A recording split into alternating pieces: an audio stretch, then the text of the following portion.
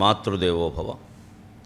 కన్నుల నీరు గ్రమ్ముకొన కావ్యములా భవభూతి వాక్య సంపన్నత వచ్చుచుండునిక. అమ్మ, కన్నుల నీరు గ్రమ్ముకొన కావ్యములా భవభూతి వాక్య సంపన్నత వచ్చుచుండునిక. మాతృమనోహర భవనాజలంబు ఎన్నో నగంబులెక్కి అది ఏ జలపాతము ఓలెదోకి. మాతృమనోహర భవనాజలంబు ఎన్నో నగంబులెక్కి అది ఏ జలపాతము ఓలెదోకి. నా కన్నులనే సుధాబ్ధులనుగాను నరించును, నా కన్నులనే సుధాబ్ధులనుగాను నరించును. ఇదెంత పుణ్యమో!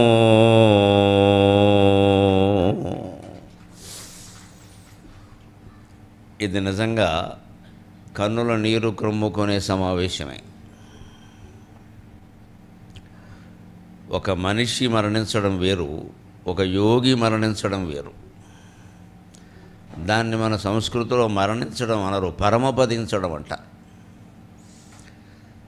నాకు ఇదివరకే తెలిసిన సమాచారం మేరకు ఇప్పుడు మా మిత్రుడు, నాకు 30 ఏళ్ళుగా మిత్రుడు, మహాకవి మహారచయిత, రాజోల దగ్గర పొదలాడలో తండ్రి ఇచ్చిన కొబ్బరి తోట ఆధారంగా సుఖంగా జీవితాన్ని గడుపుతున్నవాడు, ప్రకృతి ప్రేమికుడు. ఆయన మా ఎంఎస్ సూర్యనారాయణ రచించిన ఈ పత్రాలు చూసిన తర్వాత ఏర్పడిన అభిప్రాయం ఏమిటంటే, ఆయన మరణించలేదు, ఆయన పరమపదించారు. అది మనం వాడాల్సిన మాట. దాన్ని పరమపదం అంటారు. ఆ పరమపదించిన సమావేశంలో సహజంగానే మనిషి మనకి దూరం అయ్యాడు కాబట్టి సత్యవాణి గారికి ఉన్నంత బాధ మనకి లేకపోయినా ఎంతో కొంత ఉండి కన్నుల నీరు క్రమ్ముకుంటుంది. కన్నుల నీరు గ్రమ్ముకొన కావ్యములా భవభూతి వాక్య సంపన్నత వచ్చుచుండునిక. కళ్ళలో నీరు క్రమ్ముకున్నప్పుడే కవిత్వం వస్తుంది. కవిత్వంతో అనుబంధం ఉన్న వాళ్ళందరికీ, మా సూర్యనారాయణకి నాకే కాదు చాలామందికి తెలుసు, కళ్ళల్లో నీరు రాకపోతే కవిత్వం రాదు. ఇంట్లో దీపం వెలుగుతూ ఉండకపోతే, ఇంట్లో భార్య అనే దీపం వెలుగుతూ ఉండకపోతే బయట భర్త అనేటువంటి తేజస్సు ప్రకాశించే అవకాశం లేదు. ఇంటన్ తేజము ఇంటన్ దీపము వెలుగుచుండుట కదా ఈ తేజము పొంగుటల్. ఇంటన్ దీపము వెలుగుచుండుట కదా ఈ తేజము పొంగుటల్. వింటన్ పువ్వులు దూసినప్పుడు గదా విన్యాసముల్ వేషముల్.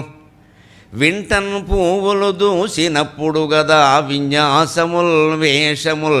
మింటన్ మబ్బులు మూగినప్పుడు గదా మీనెల్ల వర్షించుటల్. మింటన్ మబ్బులు మూగినప్పుడు గదా మేనెల్ల వర్షించుటల్. కంటన్ నీరది క్రమ్మినప్పుడు గదా, కంటన్ నీరది క్రమ్మినప్పుడు గదా కావ్యములు పొంగుటల్. ఇంట్లో భార్య అనే దీపం వెలుగుతుంది కాబట్టి భర్త అనేటువంటి తేజస్సు ప్రపంచమంతా వ్యాపిస్తుంది.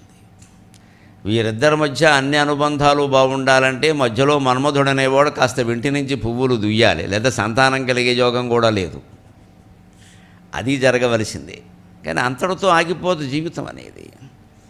ఆర్ద్రతాభావం హృదయంలో మెరియాలి అంటే వర్షం కురిసినట్టే వర్షం కురవాలి. మింటిలో మబ్బులు మోగాయి అంటే వర్షానికి సూచన.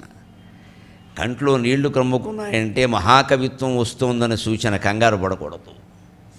వాల్మీకి కంట్లో నీరు క్రమ్మినప్పుడే రామాయణం పుట్టింది. లోకం అంతటిని చూసి కౌరవ పాండవుల పుట్టుక, జననం, కొట్టుకు చావడం ఇదంతా చూశాడు కాబట్టి వ్యాసుడు భారతాన్ని రచించాడు. ఇలాంటిది మళ్ళీ జరగద్దురా అని వాడు ఉద్దేశం. వాల్మీకి ఉద్దేశమేనా, వ్యాసుని ఉద్దేశమేనా? ఇలాంటివి జరుగుతూ ఉండాలి, లేకపోతే మాకు వస్తువు దొరకదు కదా, స్టోరీ దొరకదు కదా అని ఏడిచే రకం కాదు. ఇలాంటివి మళ్ళీ జరగద్దంటే దీన్ని కథగా రాయాలి. అది ఇలాంటివే జరుగుతూ ఉండాలి, మేము ఇలా పుస్తకాలు రాస్తూ ఉండాలంటే ఇంకెందుకు? ఇక్కడ ఏ కవి అలా ఆశించడు. ఇది ఎందుకు నేను రాస్తున్నాను ఈ కావ్యాన్ని అంటే ఇలాంటివి మళ్ళీ జరగద్దు. అందుకని కవులు కావ్యాన్ని రాస్తారు, అది మళ్ళీ కావ్యంగా రాస్తాడు. అలాగా ఈవేళ కన్నులు నీరు క్రమ్ముకునే సన్నివేశమే. కానీ ఇది కావ్యాలు ఉప్పొంగే సన్నివేశం కూడా. అందుకే ఇవాళ ఇక్కడ నిర్వాణ షట్కం రూపంలో ఒక వేదాంత ధార ప్రవహించబోతోంది. మీరు అదృష్టవంతులు, మీరు అదృష్టవంతులు. ఎందుకు నేను అంటున్నాను ఈ మాట అంటే, ఒక గొప్ప అంశం ఏదైనా ప్రసంగించాలంటే దానికి గొప్ప సందర్భం ఉండాలి. ఏదో వరుసగా మన ఇష్టమైన అంశాలు మాట్లాడదాం అనుకుని వరుసగా ఎవరు అడిగితే వాళ్ళకి ఇచ్చేస్తూ వెళ్ళిపోకూడదు. ఆ వేదికలు దానికి తగినవి కాదు, అక్కడికి వచ్చే జనం కూడా దానికి తగిన వాళ్ళు కాదు. ఏదో షష్ఠికో సప్తమకో రథసప్తమకో సుబ్రహ్మణ్య షష్ఠికో జాతర జరుగుతూ ఉంటే ఇది మాట్లాడితే ఉపయోగమే లేదు. అక్కడ ఎవరు వినరు దీన్ని. అక్కడంతా మహిమలు మాయలు కావాలి, అది వేరే విషయం. ఆ మోడీలన్నీ మాకు బాగా తెలుసు, ఆ వేదికల్లో ఎలా ఉండాలో కూడా తెలుసు. కానీ ఇది అలాంటి వేదిక కాదు. ఇక్కడ నాకు సత్యవాణి గారు ఒక్కడే కనపడతారు, మిగిలిన వాళ్ళు కనపడరు, ఏమనుకోవద్దు. ఇది అటువంటి వేదిక, ఇది సత్యమే వాణిగే కలిగిన వేదిక. ఆవిడేమిటో నాకు తెలుసు. ఇప్పుడు తిరుపతిలోనే ఓ సభ జరిగితే ఆవిడెవరో నాకు పెద్దగా తెలియని రోజుల్లో ఆవిడ మాట్లాడిన అంశం చూసి నేను అప్రయత్నంగా అధ్యక్ష స్థానంలో ఉండి వచ్చి ఆవిడకి పాదాభివందనం చేశాను. నేను మీరు మాట్లాడింది అంత ఉత్తేజకరంగా ఉంది. నాకు ఆవిడెవరో తెలియదు, ఏం చదువుకున్నారో నాకు అవన్నీ అనవసరం. ఆ ప్రతిభ అంతే, అక్కడ నచ్చింది. అక్కడ వివేకానందుడిని దర్శింపజేశారు ఆవిడ. ప్రసంగం అంటే ఇది కదా అని వెంటనే నాకేమీ తెలియకుండానే నేను ఎలా అయ్యో కంగారు పడిపోయారు. లేదమ్మా, నాకు ప్రతిభ నచ్చిందంతే, నాకు మిగిలినవన్నీ నాకు అనవసరం అండి అని చెప్పాను. మీ వయస్సు నా వయస్సు, మీరు స్త్రీ నా పురుషుడు, ఇవన్నీ అనవసరమైన విషయాలు అవి. అక్కడ ప్రతిభ అంతే. ఉపన్యాసం అంటే ఇది ఇలా ఉండాలి, కాస్త జనాన్ని ఉత్తేజింపజేసే విధంగా ఉండాలి. ఇంటికి వెళ్ళి పడుకునేలా ఉంటే ఉపన్యాసం ఎందుకు?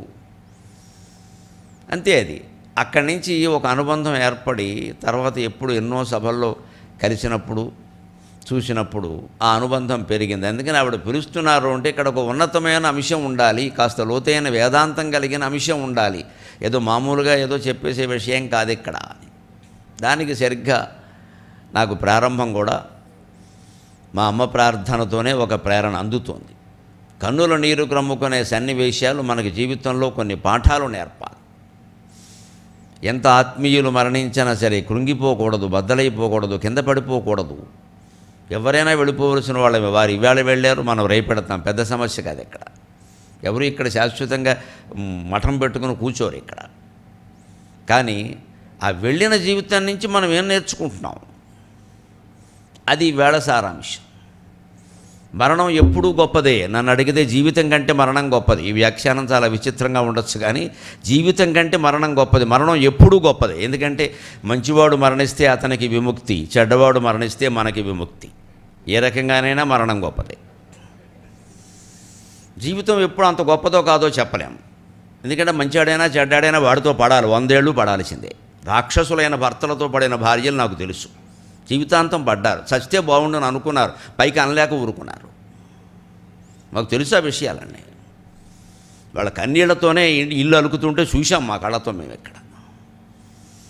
అందుకని ఏదో జీవించడం అనేది గొప్ప విషయం, ఎలా జీవించామనేది ముఖ్యం ఇక్కడ. జీవితం వాళ్ళ జీవితాలన్నీ గొప్పవో కాదో మనం చెప్పలేం, కానీ మరణం అందరిది గొప్పదే. ఏ మరణమైనా గొప్పదే, ఎవరి మరణమైనా గొప్పదే. ఎందుకంటే మంచివాడు చనిపోతే అతనికి విముక్తి. ఈ గొడవంతా వదిలిపోయింది, వాడికి వెళ్ళిపోయాడు సుఖంగాను. అయ్యో నా మంచితనాన్ని ఎవరూ గ్రహించట్లేదే, నేను మంచి మాటలు చెప్పినా వీళ్ళకి ఎక్కడం లేదే, ఎంతసేపు వీళ్ళని పొగుడుతూ కూర్చోవాలి, ఇది నా వల్ల కాదే, నేను ముక్కుసూటిగా మాట్లాడతానే, ఉన్న సత్యం చెబుతానే, నన్నెందుకు ఒప్పుకోరు అని బాధపడేవాడు ఉంటాడే, వాడు వెళ్ళిపోదామని అనుకోసి అంతా వదిలిపోతుంది గొడవ. అంచేది మంచివాడు మరణిస్తే అతనికి విముక్తి, చెడ్డవాడు మరణిస్తే సంతోషం, మనకి విముక్తి. గొడవ లేదుగా. ఎప్పుడూ మరణం గొప్పదే, ఏ వ్యక్తి మరణమైనా గొప్పదే.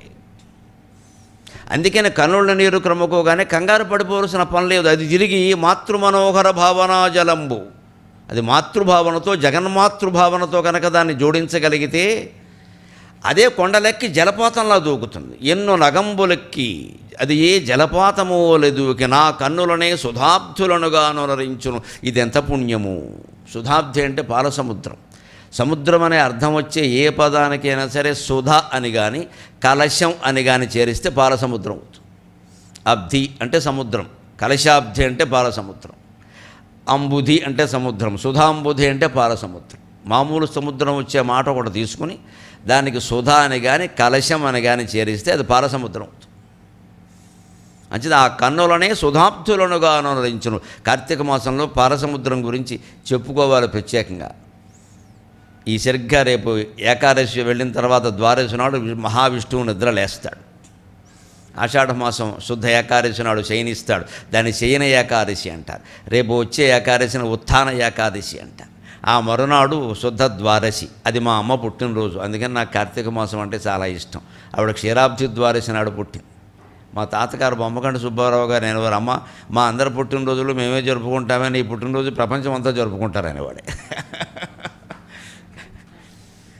అందుకని ఆ పుట్టినరోజు ఎప్పుడైనా నేను క్షీరాబ్ది ద్వాదశి నాడు చేస్తే మా అమ్మ తన మీద పద్యం చెబితే ఒప్పుకునేది కాదు. ఆ బోర్డు పద్యాలు చెబుతూనే ఉన్నావు సఫల్లో, దేవుడి మీద చెప్పనేది.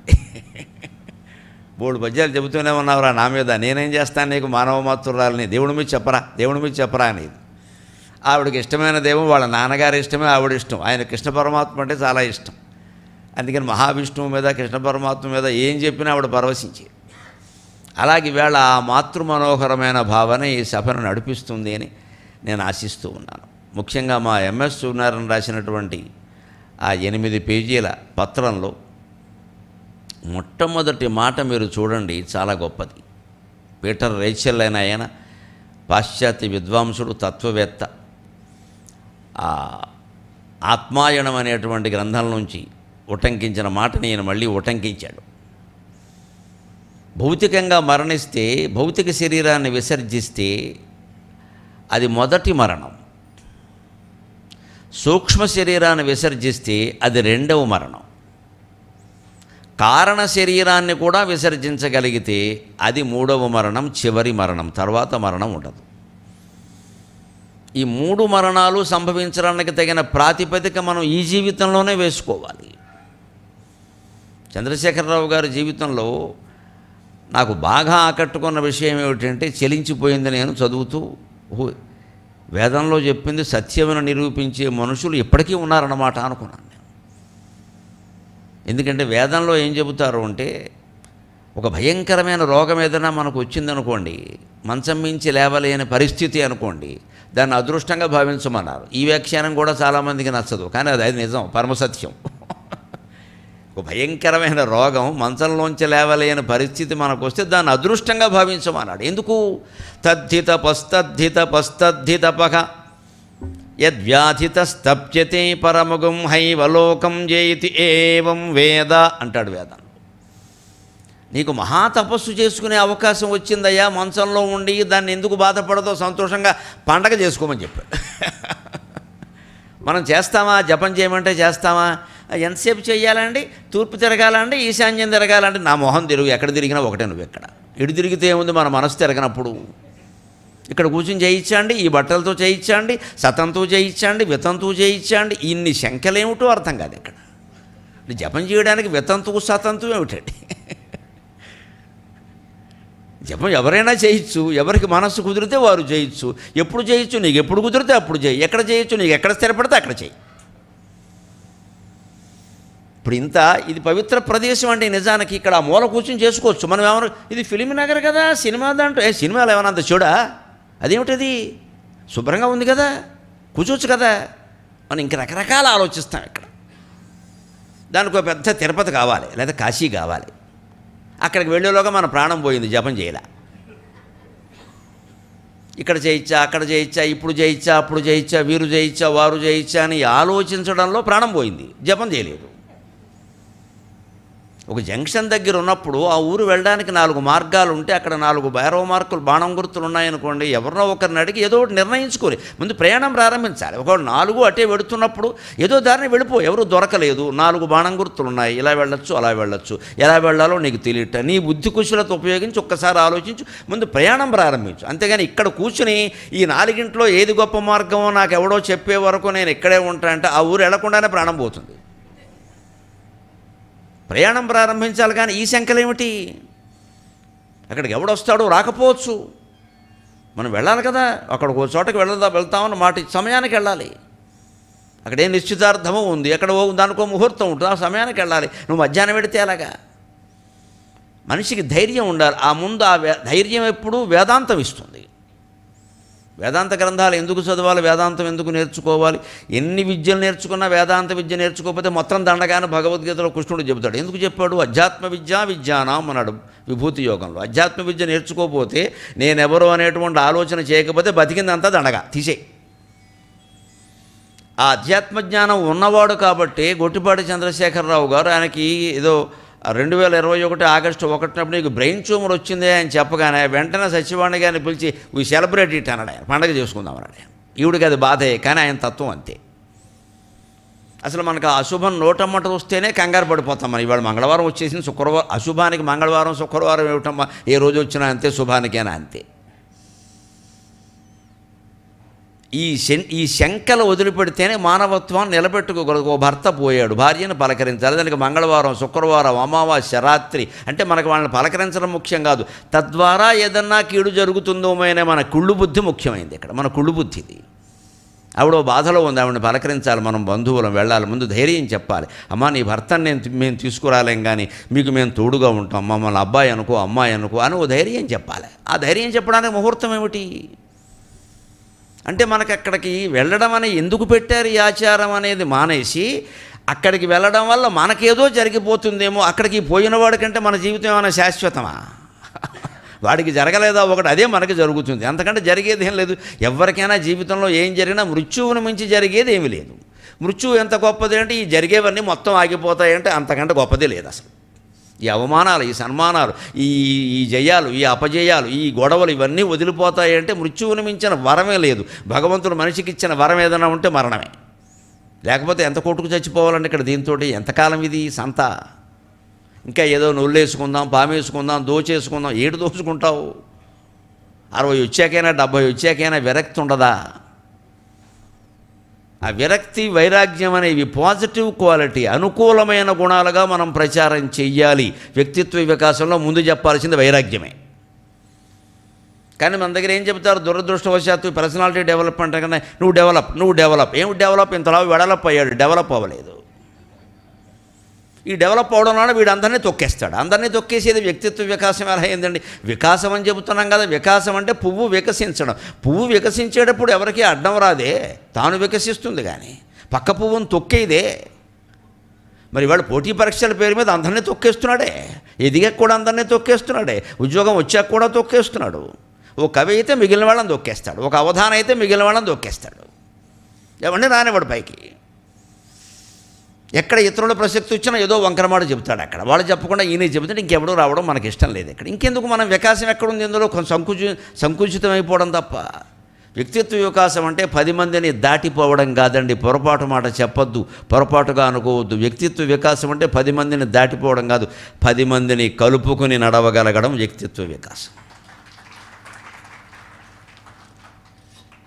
కలుపుకుని నడవగలగాలి. ఆ కలుపుకుని నడవగలగాలంటే కలుపుకుని నడవడానికి అడ్డంగా ఏది ఉంటుంది? ఈ దేహం ఉంటుంది. అందుకని నిర్వాణ షట్కంలో మొదటి శ్లోకంలోనే శంకరాచార్య ముందు ఈ దేహం నీది కాదు అని గ్రహిస్తే తప్ప ఇంకేం నువ్వు చేయలేవయ్యా అన్నాడు. మనోబుద్ధ్యకంకారచిత్తాని నాకం న శ్రోత్రం న జిహ్వా న చఘ్రాణ నేత్రం నచ వ్యోమ భూమిర్న తేజో న వాయు చిదానందరూప శివోహం శివోహం. ఇది మొదటి శ్లోకం. 6 ఇది మొదటి శ్లోకం. షట్కం అంటే 6 సముదాయం, ఏ కాంబినేషన్ ఆఫ్ 6. అందులో ఇది మొదటిది. మనోబుద్ధ్యకంకారచిత్తాని నాకం న శ్రోత్రం న జిహ్వా న చఘ్రాణ నేత్రం. న శ్రోత్రం న జిహ్వా న చఘ్రాణ నేత్రం న చ వ్యోమ భూమిర్న తేజో న వాయు చిదానందరూప శివోహం శివోహం. ముందు నీ మనస్సు నువ్వు కాదు, అది గ్రహించు అన్నాడు. నేను నా మనస్సు కాదు. ఆశ్చర్యంగా ఉంటుంది. మనస్సు కాకపోతే మనమేమిటి? మనస్సు, ఆలోచనలు అదే మనం. నేను అంటే అదే కదా. నేను ఎక్కడి నుంచి వస్తుంది? మనస్సులోంచే వస్తుంది. శరీరంలోంచి ఎప్పుడు నేను రాదు. కానీ ఆ మనస్సు మనం కాదు. ఎందుకంటే ప్రత్యక్ష నిదర్శనం ఆ మనస్సు లేకుండా మనం ఉన్నాం. ప్రతిరోజు ఉంటున్నాం, కనీసం కొన్ని క్షణాలైనా ఉంటున్నాం. సుషుప్తి అంటారు దాన్ని. అక్కడ మనస్సు లేదు. అందరికీ తెలిసింది. రాత్రి పగలు ఎప్పుడు పడుకున్నా సుషుప్తి, కల కూడా లేనటువంటి గాఢ నిద్రలోకి వెళ్ళిపోతాం. దాన్ని సుషుప్తి. సుప్తి వేరు, సుషుప్తి వేరు. సంస్కృతంలో సు అనేది చేరిస్తే చాలా విశిష్టమైన అర్థం వస్తుంది. ఏదో గతి అంటారు. గతి అంటే గతి, సుగతి అర్థం వేరు. ధర్మం, దానికి మళ్ళీ సుధర్మ అర్థం వేరు. జనుడు, సుజనుడు అర్థం వేరు. అన్నం పరమాన్నం, అర్థం పరమార్థంలాగే సు చేర్చగానే ఒక విశిష్టమైన అర్థం వస్తుంది. సుషుప్తి అన్నారు. సుప్తి అంటే నిద్ర. నిద్ర అందరూ పడుకుంటారు, జంతువులు కూడా పడుకుంటాయి, పెద్ద విషయం కాదు అది. కానీ సుషుప్తిలో ఉన్నప్పుడు గొప్పతనం ఏమిటంటే మనం అర్థం చేసుకుంటే మనస్సు లేదు. మనస్సు లేదు కాబట్టి కళ లేదు. మనస్సు ఉంటే కళ వస్తుంది. బాహ్య జీవితంలో మనకు మనస్సు ఉంది. ఇప్పుడు మన మనస్సు మన కళ్ళల్లో ఉందండి. మన కళ్ళల్లో ఉంది. జాగ్రత్త అవస్థలో మనస్సు ఎప్పుడు కళ్ళల్లో ఉంటుంది. ఈ మనస్సు డ్యాన్స్ ఆడుతూ ఉంటుంది పైకి కిందికి. దాన్ని మనం గమనించం. ఓ చోటే ఉందనుకుంటాం, మనకి తెలియకుండా తిరిగిపోతుంది. మనకి తెలియకుండా తిరుగుతుంది కాబట్టి అది మనం కాదని చెప్పారు. మనమైతే మనకి తెలిసే తిరుగుతుందిగా, అది మనం కాదు, తిరుగుతోంది. ఇప్పుడు మన మనస్సు కళ్ళల్లో ఉంటుంది. అందుకే ఎవరు కనిపించినా మన మనోభావం ఎలా ఉంటుంది, వాళ్ళు ఎలా కనిపిస్తారంటే మనకి మన మనస్సులో ఉండే భావాన్ని బట్టి వాళ్ళు కనపడతారు. భార్యతో తగాదా అయిందనుకోండి, ఏదైనా చిన్న తేడా వచ్చిందనుకోండి, అదే భార్య రాక్షసిలా కనపడుతుంది. ఇప్పుడు వస్తూ ఎక్కడో చూశాను ఒక వాల్ పోస్టర్, ఊర్వశివో రాక్షసివో అని. ఊర్వశి రాక్షసి ఎలా అవుతుంది? రాక్షసి అవుతుంది. ఇదే వేదాంతం. ఇప్పుడు సినిమా చూడి చప్పట్లు కొట్టడం కాదు, అదే టైటిల్ అర్థం చేసుకుంటే సినిమా అంతా అర్థం అవుతుంది. ఊర్వశివో రాక్షసివో అన్నాడు. ఎంత గొప్ప టైటిల్ పెట్టాడు రా అనుకున్నాను నేను. ఊర్వశి రాక్షసులు ఎలా కనపడిందండి? తేడా వచ్చింది, అది సమస్య. ఆ తేడా ముగిసిపోయి మళ్ళీ భార్య అనుకూలంగా ఉందని అంతే. ఈయన ఊర్వశి, ఈయన పురూరవుడు ఇక్కడ. అందుకే శంకరాచార్య మనస్సు నువ్వు కాదురా సన్నాసి అన్నారు. నీ మనస్సులో కలిగే భావాన్ని బట్టి నీ భార్య నీకు కనపడుతోంది. నీ మనస్సులో ఆవిడ మీద అనురాగమో ఆకర్షణో కామవాంచో ఏదో ఒకటి ఉన్నప్పుడు ఆవిడ ఊర్వశిలాగే కనపడింది. కాస్త తేడా వచ్చేసరికి రాక్షసి అయిపోయింది. ఇంతకీ ఆవిడ ఊర్వశి కాదు, రాక్షసి కాదు, ఆవిడ ఒక ఇంటి ఆడపడుచు అంతే. ఓ స్త్రీ, ఓ మనిషి. ఈ ఊర్వశనో రాక్షసనో పేర్లన్నీ వీడు పెట్టుకున్నాడు, ఆవిడేం పెట్టుకోలేదు, ఆవిడకి తెలియదు అది. ఇదే మనస్సు నువ్వు కాదు అంటే సరిగ్గా. కళ్ళల్లో మనస్సు ఉండడం వల్ల మనం ఏం చేస్తామంటే మన కళ్ళల్లోకి మనస్సు ప్రవేశించి ఆవిడ మనకి రాక్షసిలాగో ఊర్వశిలాగో కనపడేలా చేస్తోంది. మనస్సు చేస్తుంది, కళ్ళు చేయట్లా. కళ్ళు ఎప్పుడూ ఒకటే. అంచేతను గాఢ సుషుప్తిలోకి వెళ్ళామనుకోండి, అప్పుడు మనస్సు ఎక్కడుంటుంది? జాగ్రత్త అవస్థలో ఉన్నప్పుడు మనస్సు కళ్ళల్లో ఉంటుంది. కలగనేటప్పుడు ఎక్కడుంటుంది తెలుసా? ఆశ్చర్యం, కంఠంలో ఉంటుందండి మనస్సు. కలగనేటప్పుడు మనస్సు కంఠంలో ఉంటుంది, ఇక్కడ సరిగ్గా ఈ గొంతులో ఉంటుంది. అందుకే కలలో ఎక్కడైనా మనం మాట్లాడాలంటే మాట్లాడలేం, పెద్దగా అరుస్తాం పలవరంత. కలలో అనుభూతిని వ్యక్తం చేయడం కష్టం, ఏదో మామూలుగా వెళ్ళిపోతుంది. కానీ పెద్దగా ఏదైనా చెప్పాలంటే చెప్పలేదు, ఎందుకంటే మాట బయటికి రావాలి. మాట బయటికి ఎక్కడి నుంచి వస్తుంది? కంఠం నుంచి వస్తుంది. వైఖరి వాక్కు అంటారు, కంఠంలోంచి వస్తుంది. ఆ కంఠంలో మనస్సు అడ్డంగా ఉంది. ఏదో నీళ్ళు ఇందులోంచి రావాలి అంటే ఇలా తీసుండాలి, కానీ ఇక్కడ మధ్యలో ఏదో దీనికి సరిపడా ఒకటి ఏదో గట్టే ఉండలాంటిది అడ్డంగా ఉంటే రాదు కదా. అంతే, మనస్సు ఇక్కడ అడ్డంగా ఉంది, అందుకని మాట రాదు. కల్లో పలవరంతే వస్తుంది. ఎందుకని ఆ పలవరంత కూడా ఎలా వస్తుంది? తోసుకుంటూ వస్తుంది. అంటే ఏం చేస్తుంది? వాక్కు యొక్క ప్రభావం కారణంగా మనం కలలో బాగా పెద్దగా అరవడానికి చేసిన ప్రయత్నం కారణంగా ఇక్కడున్న మనస్సును ఆ వాక్కు పైకి దోహేసింది, నువ్వు అడ్డంగా ఉన్నావని. అది పైకి కళ్ళలోకి వెళ్ళిపోయింది, మెలకు వచ్చింది. పెద్దగా అరిచాడు, బేరం అన్నాడు, లేవండి కాస్త మంచినీళ్ళు తాగండి, అందుకే విభూతి ఎట్టుకు పడుకోమని చెప్పాను అంది ఆవిడ. ఆవిడ నమ్మకం ఏదో ఆవిడ చెప్పింది. ఎందుకు వచ్చింది ఇదంతా? ఈ పైకి అరవడం వల్ల వచ్చింది. ఏదో జరిగింది, ఏం జరగాల? లోపల గట్టిగా మాట్లాడే ప్రయత్నం చేశాడు అంతే. మాట ప్రయత్నం చేయగానే అడ్డం ఎందుకు వచ్చింది అంటే కళ కంఠంలోంచి పుడుతోంది. కళ ప్రక్రియ అంతా ఈ గొంతులోనే నడుస్తుంది, ఈ కింది నుంచి పైకి, కింది నుంచి పైకి. కావాలంటే పడుకున్న వాళ్ళని చూస్తే ఇక్కడ కొంచెం చలనం ఉన్నట్టుగా కనపడుతుంది. అంతేకాదు కళ్ళల్లోనూ కనురెప్పలను చూస్తే, సరిగ్గా పడుకున్న వాళ్ళ కనురెప్పలను చూస్తే ఈ కనుగుడ్డు లోపల బాగా వేగంగా తిరుగుతోంది అటు ఇటు అంటే ఖచ్చితంగా కలగంటున్నారని అర్థం. అవి ఏమీ కదలకుండా నిశ్చలంగా ఉన్నాయంటే సుషుప్తిలో ఉన్నారని అర్థం. జాగ్రత్త అవస్థలో మనస్సు కళ్ళల్లో ఉంటుంది, స్వప్నావస్థలో మనస్సు కంఠంలో గడుతుంది, సుషుప్తి అవస్థలో మనస్సు హృదయంలో గడిపోతుంది, కిందకి వెళ్ళిపోతుంది. అంచేత మనం పైకి వెళ్ళిందంటే మనస్సు కలగంటాం, కంఠంలో ఉందంటే కలగంటాం. పైకి వెళ్ళింది కళ్ళల్లోకి వెళ్ళిందంటే జాగ్రత్త అవస్థలో ఉంటాం. అక్కడి నుంచి పైకి వెళ్లకుండా కిందికి వెళ్ళింది అనుకోండి, గాఢ నిద్రలోకి జారుకుందనుకోండి కళ నుంచి, అప్పుడు సుషుప్తిలో ఉంటాం. అప్పుడు మనస్సు మనం కాదు, కానీ మనం ఉన్నాం ఖచ్చితంగా. పొద్దున్న లేచాక ఏమంటున్నాం? ఆదమరిచి నిద్రపోయామమ్మా అంటాం. ఆదా అంటే శరీరం, తెలుగులో శరీరం అని అర్థం. మనం మర్చిపోయాము ఆ భాష. ఆదా అంటే శరీరం. అందుకని ఆద మరిచి నిద్రపోయామంటే శరీరం మరిచి, అసలు నేను ఈ శరీరంలో ఉన్నానని అంత నిద్ర పట్టేసింది. కానీ శరీరం ఉంది, ఊపిరి తీసుకుంటోంది. లోపల ఉన్న జీవుడికి శరీరం ఉందని ఊపిరి తీసుకుంటోందని తెలియదు, కలగనేటప్పుడు తెలియదు, సుషుప్తిలో ఉన్నప్పుడు తెలియదు. కానీ బయటకు వచ్చాక కళని ఆనందంగా చెప్పలేదు. మనం మంచి కళ అయితే చెప్తాం, గుళ్ళోకి వెళ్ళినట్టు, దర్శనమైనట్టు, ఎవరో నాకేదో ఇలా శుభకార్యం జరిగినట్టు, ఇదంతా మన భావన బట్టి. లేదా జరగకూడదు ఏదో జరిగింది అనుకోండి, ఏమిటో పీడకలు వచ్చిందంటాం. ఈ పేడకల నువ్వు సృష్టించుకున్నవి. కళే, అది పీడ కాదు, పేడ కాదు, శుభమో కాదు, అశుభమో కాదు. కళ ఎప్పుడూ అబద్ధమే. దాని గురించి విశ్లేషణ చేస్తే అసలు ఆ కళలో ఉన్న పాత్రలు ఎవరు, అవన్నీ ఎవరు ధరించారని విశ్లేషణ చేస్తే 2 నిమిషాల్లో వేదాంతం మొత్తం అర్థమవుతుంది. మనం అది చేయకుండా ఏం చేస్తామంటే శుక్రవారం వచ్చిందా, మంగళవారం వచ్చిందా, తెల్లారకట్టు వచ్చిందా, అర్ధరాత్రి వచ్చిందా, ఇది వచ్చిందంటే ఏం జరుగుతుంది? ఏం జరగదు, నువ్వు అనుకుంటేనే జరుగుతాయి ఇవన్నీ. ఇక్కడ దీనికి ఒక పెద్ద శాస్త్రం, స్వప్న శాస్త్రం. అసలు జీవితానికి ఉన్న శాస్త్రాలకి విలువ లేదు ఇక్కడ, స్వప్నానికి ఒక శాస్త్రం. అది చూసి మనం కంగారు పడిపోవడం. ఈ మధ్య నాకు ఎలాంటి కళలు వస్తున్నాయండి, ఇదంతా అజ్ఞానమే. అసలు కళ మిథ్య, జీవితమే మిథ్య అని చెబుతుంటే మళ్ళీ కళ ఏమిటాయా? జీవితం అంటే కళలో కళ. కళని విశ్లేషణ చేయవలసిన విధానం ఏమిటంటే ఇలా కాదు. అసలు ఆ కళలో అమ్మాయిలు కనబడ్డారు, అబ్బాయిలు కనబడ్డారు, చెట్లు పుట్టలు ఏవో కనబడ్డారు, అవన్నీ ఎవరు ధరించారు ఆ రూపాలన్నీ? ఇది విశ్లేషణ, దీన్ని సైంటిఫిక్ ఎనాలిసిస్ అంటారు, శాస్త్రీయమైన విశ్లేషణ. ఇది ఆ కళ ఫలితం గురించి ఆలోచించేది ఎంతసేపు, ఫలితం ఆలోచించినంతవరకు విషయం అర్థం కాదు. జీతం కోసం పనిచేసేవాడికి ఎప్పుడు ఏ వృత్తిలోనూ ఆనందంగా ఉండలేడు. జీతం కోసమే పనిచేస్తే ఏ వృత్తిలోనూ ఆనందంగా ఉండలేము. జీతం కంటే ఎక్కువగా మనకేదో ఆనందం ఉంది అని ఆ వృత్తిలోనే ఆనందం పొందగలిగితే, ఆ పని చేయడంలోనే ఆనందం పొందగలిగితే అది శాశ్వతంగా ఉండే ఆనందం. ఆశించిన చోట ఆనందం ఎప్పుడూ ఉండదు, ఆశించకుండా ఉంటేనే ఆనందం ఉంటుంది. సుషుప్తిలో ఉన్నప్పుడు మనమేమీ ఆశించట్లా. అలాగే కళ వచ్చినప్పుడు కూడా కాస్త విశ్లేషణ చేసుకుని ఇదేమిటి, ఈ పాత్రలన్నీ ఎవరు ధరించారు కాస్త ఆలోచిస్తే అర్థమైపోతుంది. ఈ పడుకున్న జీవుడే ఆ పాత్రలన్నీ ధరించాడు.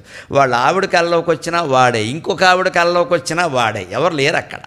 ఓ పులి కళ్ళలోకి వచ్చినా వాడే, సింహం కళ్ళలోకి వచ్చినా వాడే, ఓ చెట్టు కళ్ళలోకి వచ్చినా వాడే. ఈ జీవుడే పడుకుని అన్ని రూపాలు ధరించాడు. మన మనస్సు వేసే వేషాలు ఇవన్నీ.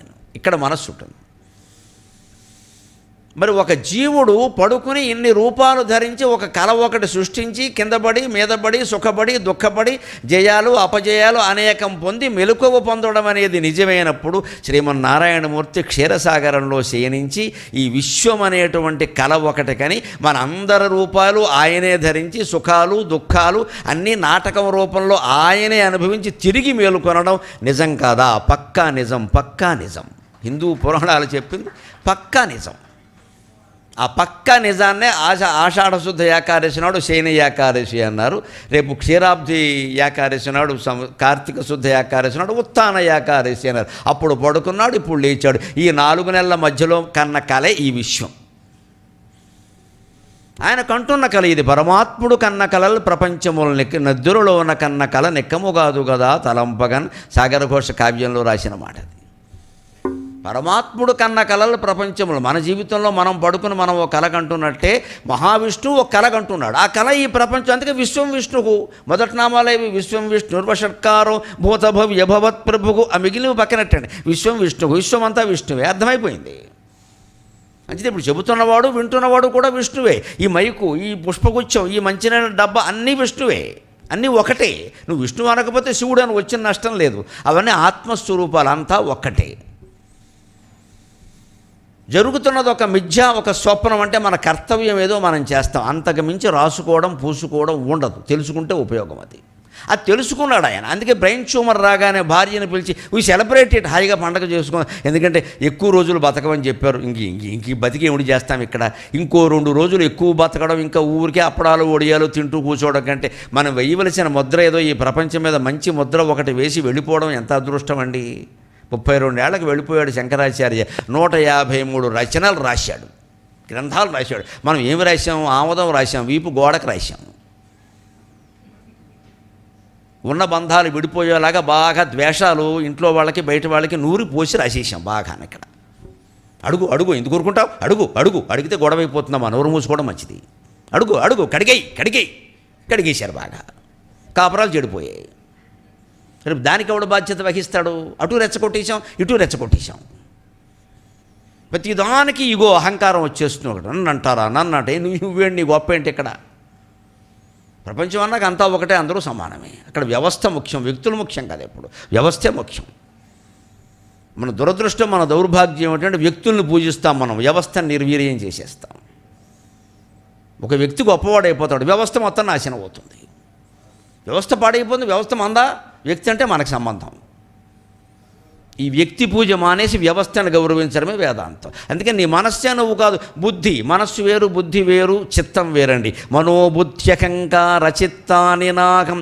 మనస్సు అంటే సంకల్ప వికల్పాత్మకం. అవును కాదు, చైనా వద్ద, ఇవన్నీ మనస్సులో ఉంటాయి. అప్పుడు ఆ స్థితిలో దాన్ని మనస్సు అంటారు. ఉన్నది ఒకటే పదార్థం, ఇన్ని పదార్థాలు లేవు. లోపల మనస్సు యొక్క సంచారం మనం బాగా గమనించవచ్చు. మనం హాయిగా మామూలు జాగ్రత్త అవస్థలో ఉండగానే ఏదైనా ఆలోచన చేసేటప్పుడు లోపలికి చూడండి, కళ్ళు మూసుకుని ఆలోచించండి. లేదు నామజపం చేసేటప్పుడు కళ్ళు మూసుకుని జపం చేయండి. ఆ నామం సరిగ్గా ఈ ముక్కుకి లోపలి భాగంలో పైనలా సంచరిస్తూ ఉంటుంది, ఇలా పైకి కిందికి, పైకి కిందికి. నమ శివాయ, నమో నారాయణాయ, శ్రీమాత్రే నమః. ఏ జపం మీరు మానకుండా చేసిన లోపల సంచరిస్తున్నట్టుగా దాని వాయు సంచారం అర్థమైపోతుంది. అది ఒక్కటే మనస్సు, వాయువే మనస్సు. అందుకే అన్నమయ కోశం, ప్రాణమయ కోశం, తర్వాత మనోమయ కోశం అన్నారు. ప్రాణమయ కోశం అంటే ప్రాణవాయువు, దాని నుంచి మనస్సు ఏర్పడింది. వాయువు లేకపోతే మనస్సు లేదు. అందుకే ప్రాణాయామం చేస్తే మనస్సు నిరోధించవచ్చు.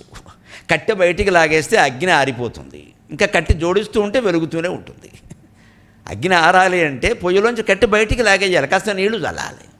ఇంకో కట్టె జోడిస్తూ ఉంటే వెలుగుతూనే ఉంటుంది. కోరికలు కూడా అంతే, కట్టెలు లాంటివి. దాన్ని కట్టె జోడించకూడదు, ఇంకా విరమించుకోవాలి, వెనక్కి లాగాలి. ఇంక చాలే, తీరిన కోరికలు చాలు, ఇంకా అక్కల్లా అని కట్టె వెనక్కి లాగాలి. కానీ ఇంకో ఈ ఒక్క కట్టే కాస్త మండితే అంటే మొత్తం మండిపోతుంది శరీరం ఇక్కడ ఈ కోరికలతోటి. అంచేది ఇది కావాలనడం, అక్కర్లేదనడం, ఈ చర్చ జరుగుతున్నంతసేపు అదే వాయు సంచారం మనస్సు. చర్చ అయిపోయిన తర్వాత చూడండి, ఏమైనా సరే చెయ్యాలి, వెళ్ళాల్సిందే, పొందాల్సిందే, తర్వాత పరిణామం. ఇది బుద్ధి. నిశ్చయాత్మక బుద్ధి, సంకల్ప వికల్పాత్మకం మనః. నిశ్చయాత్మకమైంది బుద్ధి. అక్కడ నిశ్చయానికి వచ్చేసాం మనం ఖచ్చితంగా. ఇక చిత్తం ఎప్పుడు వస్తుందో తెలుసా? ఆశ్చర్యం. మనస్సు కాదు, బుద్ధి కాదు, చిత్తం ఎప్పుడు ఉంటుందంటే, చిత్తం అంటే ఒక స్టోర్ రూమ్. మనం ఇల్లు కట్టుకున్నప్పుడు చూడండి, ఖచ్చితంగా వెనకాల బాత్రూమ్ పక్కన స్టోర్ రూమ్ పెడతాం, తప్పదు. ఏవో కొన్ని సామాన్లు, చెత్త ఏవో ఉండవు అనుకోండి, అవి అందులో పడేస్తాం.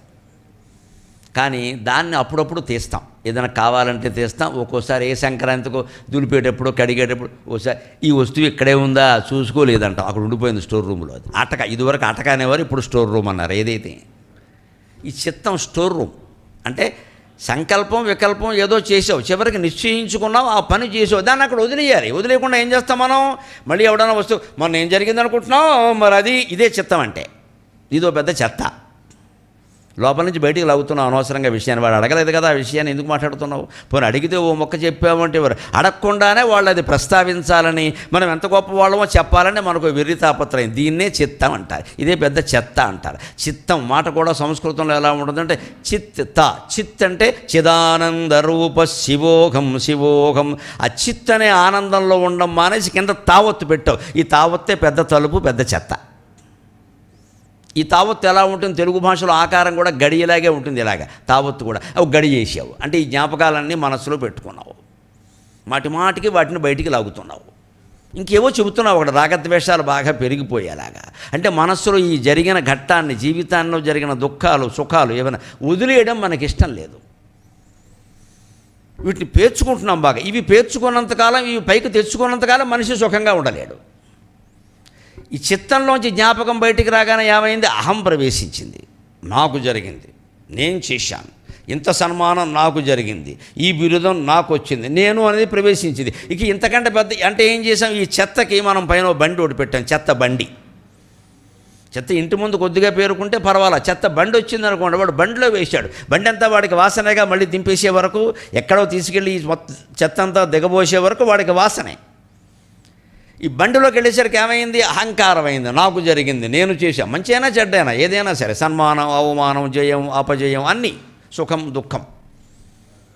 నిజంగా నా జీవితం మొదటి నుంచేనండి అలా సుఖంగానే సాగిపోయిందండి. పైకి చెబుతున్నాడు ఈ కబుర్లని, లోపలికి వెడితే వాళ్ళు ఆవిడ చెబుతుంది ఎన్ని రకాల ఆవిడని బాధ పెట్టాడు. ఈయన సుఖంగా ఉన్నాడు కానీ ఆవిడని చాలా బాధ పెట్టాడు. ఆ విషయం ఆవిడ చెబుతుంది. ఇలాగే చెప్తారు కానీ చచ్చామండి ఇంతో కాపురం చేయలేక. మరి ఏమైంది? సుఖమని నువ్వు అనుకుంటున్నావు, ఆవిడ అనుకోవట్లేదు ఆ విషయాన్ని. ఇదే తేడా. అందుకని శంకరాచార్య ఏం చెబుతాడు, మనోబుద్ధి చిత్త అహంకార చిత్త అని నాకు. మనస్సు కానీ బుద్ధి కానీ ఈ చిత్తం కానీ అహంకారం కానీ ఇవేవీ నేను కాదు. ఇవే కానప్పుడు నా శ్రోత్రం నా జిహ్వా నచ ఘ్రాణ నేత్రం, చెవి కానీ జిహ్వా నాలుక కానీ ఘ్రాణ ముక్కు కానీ నేత్రం కన్ను కానీ నేను కాదు. ఇక అవి కానప్పుడు ఇవి కావని చెప్పక్కల, కానీ లెక్క కోసం చెబుతున్నారు. ఇవి జ్ఞానేంద్రియాలు. ఈ చెవి కన్ను ముక్కు చెవి నాలుక చర్మం అనేవి ఉన్నాయి. ఇవి 5 జ్ఞానేంద్రియాలు. ఇవి కొంత సెన్స్ అంటే జ్ఞానం కదా, అది గ్రహించి మనకు అందజేస్తూ ఉంటాయి. ఆ అందజేసేది కూడా మనస్సే. మనస్సు లేకపోతే ఇవి అందజేయలేవు. ఆశ్చర్యకరమైన విషయం ఏమిటంటే, పసిబిడ్డ పుట్టాక 3 వారాల వరకు ఆ పసిబిడ్డకి ప్రపంచంలో ప్రతి వస్తువు తల్లకిందులుగా కనపడుతుందండి. మన ఆచారాల్లో 21వ రోజు ఆచారం ఎంత గొప్పదో దీనివల్ల అర్థమవుతుంది. 3 వారాల పాటు ప్రతి పసిబిడ్డకి ఆడ మగ భేదం లేకుండా ప్రపంచమంతా తలకిందులుగా కనపడుతుంది. వాళ్ళ అమ్మ కూడా తలకిందులుగానే కనపడుతుంది. కాళ్ళు పైకి తల కిందికి ఉన్నట్టుగా కనపడుతుంది. అందుకే 3 వారాల వరకు బిడ్డ ఎవరిని గుర్తుపట్టలేడు. ఎక్కువ ఊరికి అలా ఏదో రప్పలు మోస్తూ ఉంటారు, తెలుస్తూ ఉంటారు, ఏం తెలియదు వాళ్ళకి. పైగా అంతవరకు తల్లి ఒళ్ళోనే ఉంటాడు. 21 రోజులు గడిచిన తర్వాతనే ఆ బింబం తిరగబడుతుంది. మెదడు అప్పుడు పనిచేయడం మొదలు పెడుతుంది పిల్లలకి. 21 రోజుల వరకు మెదడు పని చేయదు, ఊరికే ఉంటుంది ఒక పదార్థంలాగా. అది కూడా మరి పుంజుకోవాలి కదా, అది పని చేయాలంటే దానికి ఆయిల్ ఒకటి ఉండాలి అక్కడ. ఆ ఆయిల్ పడాలి. ఇంక వీడికి కడుపులో పాలు తప్పితే ఏం పడలేదు, కాస్త పుంజుకోవాలి. ఆ పాలు కూడా ఇతర అవయవాలన్నిటికీ అంది మెదడుకి అందాలి. ఎందుకంటే మెదడు ఎక్కడ ఉంటుంది కదా, మోకాల్లో ఉంటే మనం ఏం చేయలేం, ఇక్కడ ఉంటుంది కదా, మరి దానికి అందాలి. కాస్త వాటర్ ఇంజిన్ పెట్టి తోసినట్టు తొయ్యాలి దీన్ని. అది ఆలస్యం అవుతుంది 21. అందుకే 21వ రోజు తొట్లో పడుకోబెట్టి అప్పటి నుంచి బిడ్డగా భావించి పేరు పెడతారు. ఖచ్చితంగా మన ఆచారం అంత గొప్పది. ఆ రోజే పెడతారు పేరు. కొంతమంది నెల తర్వాత 3 నెలల తర్వాత పెట్టేవాళ్ళు ఉన్నారు. కొంతమందికి ఆ పెట్టిన పేరు కంటే వాళ్ళు తెచ్చుకునే పేరే చాలా గొప్పగా ఉంటుంది, అది వేరే విషయం. కానీ పెట్టవలసిన పేరు 21 లోపు పెట్టారు. ఎవరో పట్టగానే పేర్లు పెట్టి కొట్టేసుకోకూడదు అలాగే పేరు కోసమని. మనం ఏం పేరు పెట్టినా ఆ పేరు వాడు తెచ్చుకోవాలి. పెట్టిన పేరు కంటే ఎప్పుడు తెచ్చుకున్న పేరే చాలా గొప్పది. 21వ రోజు ఎందుకు పెడతారంటే, ఈ రోజు నుంచి ఈ పేరుతో వీడిని పిలుస్తున్నాం, ఈ రోజు నుంచి వాడికి తెలుస్తోంది ప్రపంచం. ఎందుకంటే తలకిందులుగా ఉన్న బింబం సరిగ్గా చేయడం మొదలెట్టింది. ఆశ్చర్యం అంటే మనకే అంతే. ఎన్నేళ్ళు వచ్చినా మనకు కూడా కంటిలో రెటీనాలో ప్రతిబింబం ఎప్పుడు తలకిందులుగానే పడుతుంది. సైన్స్ చెప్పే మాట ఇప్పటికే అంతే. వెంటనే మన మెదడు దాన్ని సరిగ్గా చేసి మనకు అందిస్తుంది. కాబట్టి ఇలా కనపడుతున్నారు మీరు నాకు, నేను మీకు. ఆ మెదడు కనుక పని చేయకపోతే ఇప్పుడు కూడా తలకిందులుగానే పడతారు. ప్రపంచం అంతా అంతే. ఇక్కడ మెదడు వెంటనే పని చేస్తుంది. ఈ పని చేయడం ఎప్పుడు మొదలుపెట్టింది? 21వ రోజు మొదలుపెట్టింది. 3 వారాలు దానికి లెక్క. విజ్ఞాన శాస్త్రం అంగీకరించిన విషయం అది. అందుకని అప్పుడు పేరు పెట్టి అప్పటి నుంచి ప్రపంచాన్ని చూడడం ప్రారంభించడం సక్రమంగా. మనం అనుకున్న సక్రమం అని కూడా మనం అనుకున్న సక్రమాన్ని నడుస్తుంది. మనం ఎలా చూస్తున్నామో వాడు అలాగే చూస్తాడు. అందుకని అక్కడికి అమ్మ అంటే ఇలాగేగో చీర కట్టుకుని ఉంటుంది. అది ఇదివరకు వెళ్ళండి, ఇప్పుడు అలా చీరలు కనపట్లేదు ఎక్కడ. నమశివాయ. ఎలా కనపడితే అలాగే. అమ్మ అంటే ఎలా ఉంటుంది, ఇంకో అమ్మాయి అంటే ఎలా ఉంటుంది, కుక్క అంటే ఎలా ఉంటుంది, గాడిద అంటే ఎలా ఉంటుంది, ఉయ్యాలంటే ఎలా ఉంటుంది, అది ఏదో అంటాడు. ఇంకా ఇదంతా అక్కడ మొదలైంది. ఈ పంచేంద్రియాలు పనిచేయడం అనేది ఉందే, ఈ మనస్సు కారణంగా పనిచేయడం 21 రోజు వరకు. అంతవరకు ఏమో స్పర్శలకు ఏం తెలియవు. అంటే అంతవరకు పనిచేయనివి అప్పటి నుంచి పనిచేస్తున్నాయి. మళ్ళీ సరిగ్గా వృద్ధాప్యం వచ్చి మంచాన పడిన తర్వాత నెమ్మదిగా చూడండి, ఘ్రాణశక్తి తగ్గిపోతే ఏమిటో వాసన తెలియట్లేదు. వృద్ధాప్యం ఎందుకండి? కరోనా బాగా విజృంభించిన రోజుల్లో యువకులకే వాసన తెలియలేదు. వాసన తెలుస్తుందో లేదో చూసుకోండి, దాన్ని బట్టి కరోనా టెస్ట్ అన్నారు. ఎందుకన్నారు? తెలియదు. వృద్ధాప్యం వచ్చాక సహజంగానే తెలియదు. అందుకే ఇవన్నీ చూడండి. ఘ్రాణ, రుచి, నాలుగుకి రుచి తెలియదు. ఏమిటో ఏందన్నా ఒకట్లాగే ఉంది, చక్కమొక్కలు తిన్నట్టుగా ఉన్నాయి. అంటే ఇంకా ఈ 90 ఏళ్ళ ఆయనకి ఆ జంతికల మీద పిచ్చిపోలేదు. ఇంకా జంతికలు కావాలి. 32 ఊడిపోయాయి, 1, 2 ఉన్నాయేమో అంతే. అయినా సరే జంతికలు తినాలి. ఇంకప్పుడు ఏం చేస్తాడు పాపం, తినే ఓపిక లేక భార్యని ఇంకా కష్టపడడం మనకు అలవాటే కాబట్టి జంతికలు పిండి చేసి కొట్టు, ఇంతకంటే పెద్ద దద్దనం ఇంకోటి లేదు. జంతికలు తింటే నువ్వు జంతికగానే తినాలి. పిండి చేసి తింటే ఇంకేముంది, పిండి చేసి దాన్ని టీలో కలుపుకొని తినడం ఇంక జంతిక ఎలా అయిందండి? ఇది జంతికి ఒక ఆకారం ఉంది లెక్క. చేగోడి అంటే ఒక ఆకారం ఉంది, గోరుమిటి అంటే ఒక ఆకారం ఉంది లెక్క. ఆ ఆకారంలో ఉంటేనే అది పిండి వంట. కానీ దాన్ని పిండి చేసేస్తే గోరుమిటి చేగోడి అన్నీ కలిపేస్తే జంతిక కలిపేస్తే ఇంకేముంది? ఇక్కడ శనగపిండి మిగిలింది. నువ్వు తినడం ఎందుకు? మానేయడం మంచిది. తింటే దాని ఆకారంలో తినడం, లేకపోతే మానే మిరపకాయ బజ్జీ తిన్నావు, మిరపకాయతో సహా తినాలి. మిరపకాయ తీసేసి పిండి తినాలంటే చేతకాని వాడని అర్థం ఇక్కడ. లేదు నీకు తినే ఓపిక లేదు, గుడగొడలాడుతుంది, మానేవయ్యా, ఎవడు తినమానా, నేను ఇంకోటి తింటాడు కదా.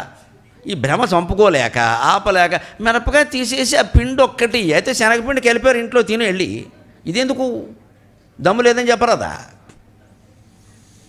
దమ్ము లేకపోయినా మనం మానవండి, అది ఏదో కావాలి, ఇంకా ఏదో అని ఒక ఓటమి అనుకుంటాం. దాన్ని రుచి గ్రహించలేకపోతున్నాం, వాసన గ్రహించలేకపోతున్నాం, చెవికి శబ్దం వినపట్లేదు. అదృష్టం అమ్మా, కుళ్ళుబోతు మాటలన్నీ వినక్కలేదు. చెవుడు గొప్ప రోగం కాదమ్మా, భోగం, దాన్ని అనుభవించాలి. ఊరికే కంగారు పడక నాకు వినపట్ల లోకంలో ఉండే కుళ్ళు మాటలన్నీ గొడవలన్నీ నీ జోలికి రావట్లా. తల్లి నీకు నమస్కారం, నువ్వు అదృష్టవంతురాలివి. వీలైనప్పుడల్లా ఈ మిషన్లు పీకి పారేయాలి. చెవులు మిషన్లు పెట్టుకుంటాం కదా, మళ్ళీ వినపట్లేదని. వీలైనప్పుడల్లా పీకి పారేయాలి. ఎందుకంటే ఎవడన్నా అడిగితే పో అని చెప్పచ్చు. ఏం చెప్పడు మనకి, చెప్పేవన్నీ ఊరికి ఆరోపణలు ఆక్షేపణలేగా. ఇందులో ఏమన్నా రామాయణం ఉందా, భారతం ఉందా? దాని నిండా ఉన్నవి కూడా అవే. నేను వేదాంతం ఏమైనా చెబుతాడా? వినకపోతే నష్టం ఏమిటండి? ఇన్నేళ్ల పాటు ఇన్ని మాటలు విన్నాం, కొన్నాళ్ల పాటు వినకుండా ఉండలేమా? మనకి ఎంత ఇష్టమైన పనైనా మానుకోగలిగినప్పుడే జీవితం హాయిగా ఉంటుంది. ఇది మానుకోలేకపోతున్నామంటే బంక పట్టుకుంది అన్నమాట ఇక్కడ. అందుకే నువ్వు శ్రోత్రము కాదు, నువ్వు నాలుక కాదు, నువ్వు ఘ్రాణము కాదు, నీ కళ్ళు నువ్వు కాదు, చూడలేకపోతున్నా. నిజమే, మసకి ఎప్పటికి 40 ఏళ్ళకి కాదమ్మా. చదువుకునే పిల్లలకు కళ్ళజోడు వస్తున్నాయి ఈ మధ్యన. 6వ తరగతి పిల్లకి కళ్ళజోడు వస్తుంది, 10 ఏళ్ళు కూడా లేవు ఆ పిల్లకి. పని భారం అలా ఉంది. అందులో ఇప్పుడు ఈ స్మార్ట్ ఫోన్లు, ఏదో డిజిటల్ ఎడ్యుకేషన్ వచ్చాక ఇంకా పెరుగుతుంది. ఎందుకంటే అవన్నీ లేజర్ కిరణాలు భరించాలి. పూర్వంలాగా పుస్తకాలు కాదు. పూర్వం అయితే 5-6 ఏళ్ల పాటు అసలు ఆ పుస్తకం పట్టుకొని ఇచ్చేవారు కాదు. ఇక్కడ ఇందులో ఈ చరిత్రలో చదివాను నేను. ఈయనకి చిన్నప్పుడు విద్యాభ్యాసం చేసినప్పుడు 6 ఏళ్ల వరకు బడికి పంపలేదుట. 6 ఏళ్ల వరకు. ఇప్పటికేనంటే అభివృద్ధి చెందిన దేశాల్లో 6 ఏళ్ల వరకు పిల్లల్ని బడికి పంపరు. ఎందుకో తెలుసా? బాల్యం అనుభవించాలి పూర్తిగా. ఆట పాట అన్నీ తెలియాలి. వాడు అల్లరి చేస్తాడు, చేసిన వస్తువులు పాడు చేస్తాడు, చెయ్యాలి. అది పిల్లల లక్షణం. అది అవి చేయట్లేదంటే డాక్టర్కి చూపించాలి. అల్లరి చేస్తున్నాడని చెప్పడం కాదు. మా వాడు అల్లరి చేయట్లేదండి, ఇల్లంతా శుభ్రంగా ఉందంటే వాడికి ఏదో వ్యాధి ఉందన్నమాట. పిల్లాడు పిల్లాడిలాగే ఉండాలి, ముసలాడిలాగే ఉండాలి. కంచి పరమాచార్య ఒడిలిపోయిన వంకాయలాగా ఎండిపోయినట్టుగా ఉంటే పాపం భక్తురాళ్ళు భరించలేక కాస్త తినచ్చు కదా అలా ఉన్నారేమిటి అంటే పాపం ఆయన చెప్పేట, అమ్మ సన్యాసి ఒడిలిపోవాలి, పసిబిడ్డ పండులా ఉండాలని చెప్పాడు. నన్ను ఎందుకు మీరు ఇబ్బంది పెడతారు, అది తినండి ఇది తినండి అని? చాలు, నేనేం తినాలో నాకు తెలుసు, వదిలేయండి నన్ను. పసిబిడ్డ పండులా ఉండాలంటే పసిబిడ్డ ఒడిలిపోకూడదు, ఎప్పుడు దెబ్బ పండులా ఉండాలి. అలా మనం పౌష్టికాహారం పెట్టాలి. సన్యాసికి ఏమిటండి, వదిలేయాలి. శరీరం ఒడిలిపోవాలి ఖచ్చితంగా. అందుకే ఆయన అలాగే ఉన్నారు. అందుకే పరమాచార్య, మామూలు ఆచార్య కాదు ఆయన, పరమాచార్య. మామూలు ఆచార్యులు వేరు, పరమాచార్య వేరు. ఆయన ఏది పాటించాలో అది ఖచ్చితంగా పాటించాడు. వ్యామోహాలు లేవు. అలాగే ఈ శ్రోత్రం జిహ్వతో పాటుగా న శ్రోత్రం న జిహ్వ నచ వ్యోమ భూమిర్ న తేజో న వాయు.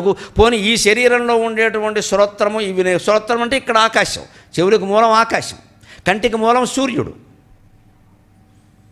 ఇవి ఉన్నాయి కదా. పంచభూతాలు ఉన్నాయి. ఇది వ్యష్టి శరీరంలో ఉంది. పంచభూతాలు సమష్టి. పంచభూతాలు కూడా నేను కాదు అంటే ఆత్మ కాదవి. నచ వ్యోమ భూమికి వ్యోమ, ఆకాశం నేను కాదు, భూమి నేను కాదు, తేజస్సు నేను కాదు, వాయువు నేను కాదు. ఈ వ్యష్టి శరీరంలో ఉన్నటువంటి పంచభూతాలు నేను కాదు. సమిష్టి సృష్టిలో ఉన్నటువంటి పంచభూతాలు నేను కాదు. వీటికి అతీతంగా ఉండేది నేను. మరి ఇంతకే నువ్వెవరవయ్యా మహానుభావ అంటే చిదానందరూప శివోహం చిత్లో ఆనందాన్ని పొందేటువంటి పరమశివుణ్ణి నేను.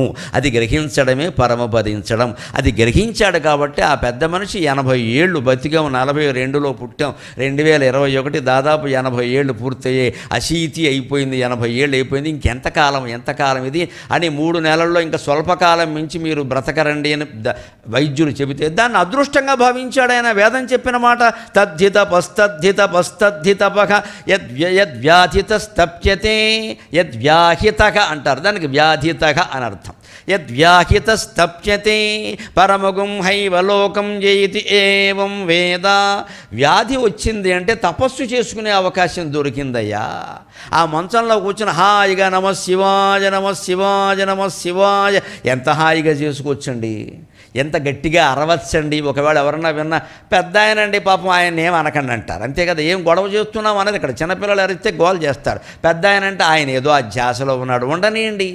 ఆయన గదిలో ఆయన అరుచుకుంటాడమ్మా మన ఏం చేశాడు, ఓ పూట తిండి తింటాడు, దైవజపం చేసుకుంటున్నాడు. నిజానికి ఆ పెద్ద ఆయన గదిలో పడుకుని చేసే జపం వల్ల ఈ కుటుంబం తరతరాలు బాగుంటుందండి, తరతరాలు బాగుంటుంది. ఆ ప్రభావం ఇప్పుడు శివనామ జపం జరిగింది అంటే ఆ చుట్టుపక్కల 100 మైళ్ళలో దుఃఖం వచ్చే అవకాశం లేదండి, అగ్ని ప్రమాదాలు జరిగే అవకాశం లేదండి, రోడ్డు ప్రమాదాలు జరిగే అవకాశం లేదు. ఎందుకంటే శివుడు మృత్యుంజయుడు, అది మృత్యుంజయ నామజపం జరుగుతోంది అక్కడ. ఎవరైనా చేయని, ఏ వయస్సు వారైనా చేయని, పిల్లలే చేస్తే మరీ మంచిది.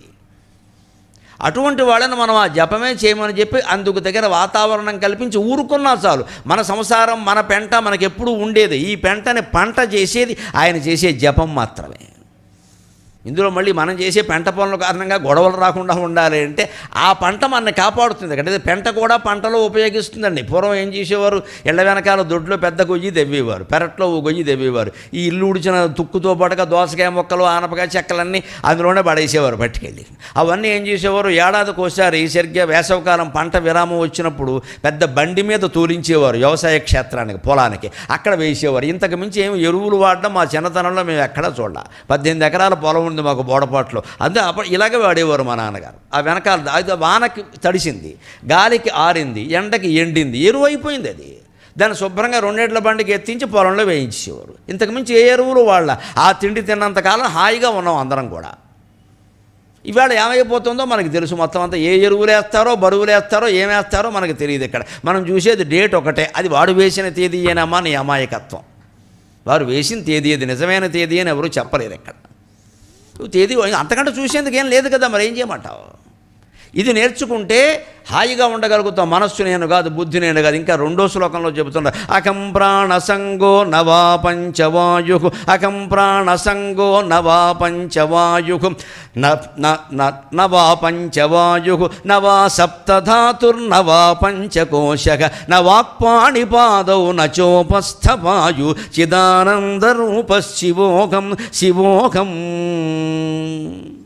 అకం ప్రాణ సంగో నవా పంచవాయు. ప్రాణ, అపాన, వ్యాన, ఉదాన, సమానాలనే 5 వాయువులు నేను కాదు. ఈ ప్రాణవాయువులతో నాకు సాంగత్యం కల్పింపబడింది తప్పితే నేనవి కాదు. సాంగత్యం అంటే ఎవరితోనో సాంగత్యం కదండి. ఎవరితోనో మనకున్న సాంగత్యం ఎప్పుడైనా విడిపోయేదే కదా.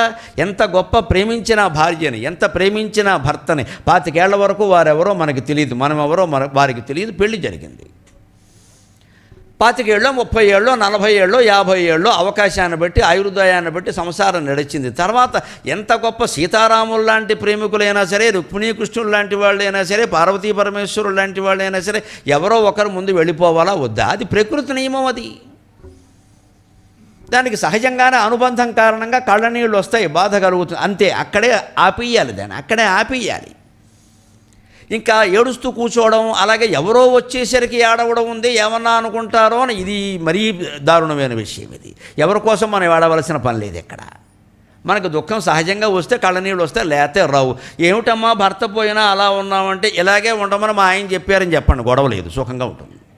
ఆయన ఆజ్ఞ పాటిస్తున్నామంతే. లేకపోతే లోకం చాలా చెడ్డదమ్మా, వీళ్ళకి ఏడుపులు కావాలి ఎంత. అంతో మన ఇంట్లో ఏడుపులు పక్కింటి వాడికి ఎంత ఆనందంగా ఉంటాయో, వాడు దాన్ని కథలుగా చెప్పుకుంటాడు. అందుకని మనమేం భయపడక్కర్లేదు దానికి. మా ఆయన ఎలాగే చెప్పారండి, కన్నీళ్ళు పెడితే నాకు సద్గతులు రావని చెప్పారు, అందుకే నేను పెట్టట్లేదని చెప్పండి, గొడవ లేదు. పెట్టాల్సిన అవసరం ఏం లేదు. పైగా శాస్త్రమే చెప్పింది, ఏడుస్తూ సాగనింపామంటే సద్గతులు రావండి నిజంగానే. ఎందుకంటే ఆ జీవి వెళ్ళిపోయాడు, ఆయన జీవితం ఆనందమే. చెప్పుకున్నాం కదా, మరణం ఎప్పుడూ గొప్పదే. మంచివాడు మరణిస్తే అతనికి విముక్తి, చెడ్డవాడు మరణిస్తే మనకి విముక్తి. మొత్తం మీద విముక్తే కదండి, గొడవే ఉంది. ఇందులో ఏడవలసిందే ఉంది కనుక. అంటే బలవంతంగా ఏడవక్కల, సహజంగా ఉండే అనుబంధాన్ని బట్టి ఏవో వస్తూ ఉంటాయి. అది ఏకాంతంగానే ఏడుస్తాం, ప్రెస్ మీట్ పెట్టి ఏడవాలి ఏమిటి?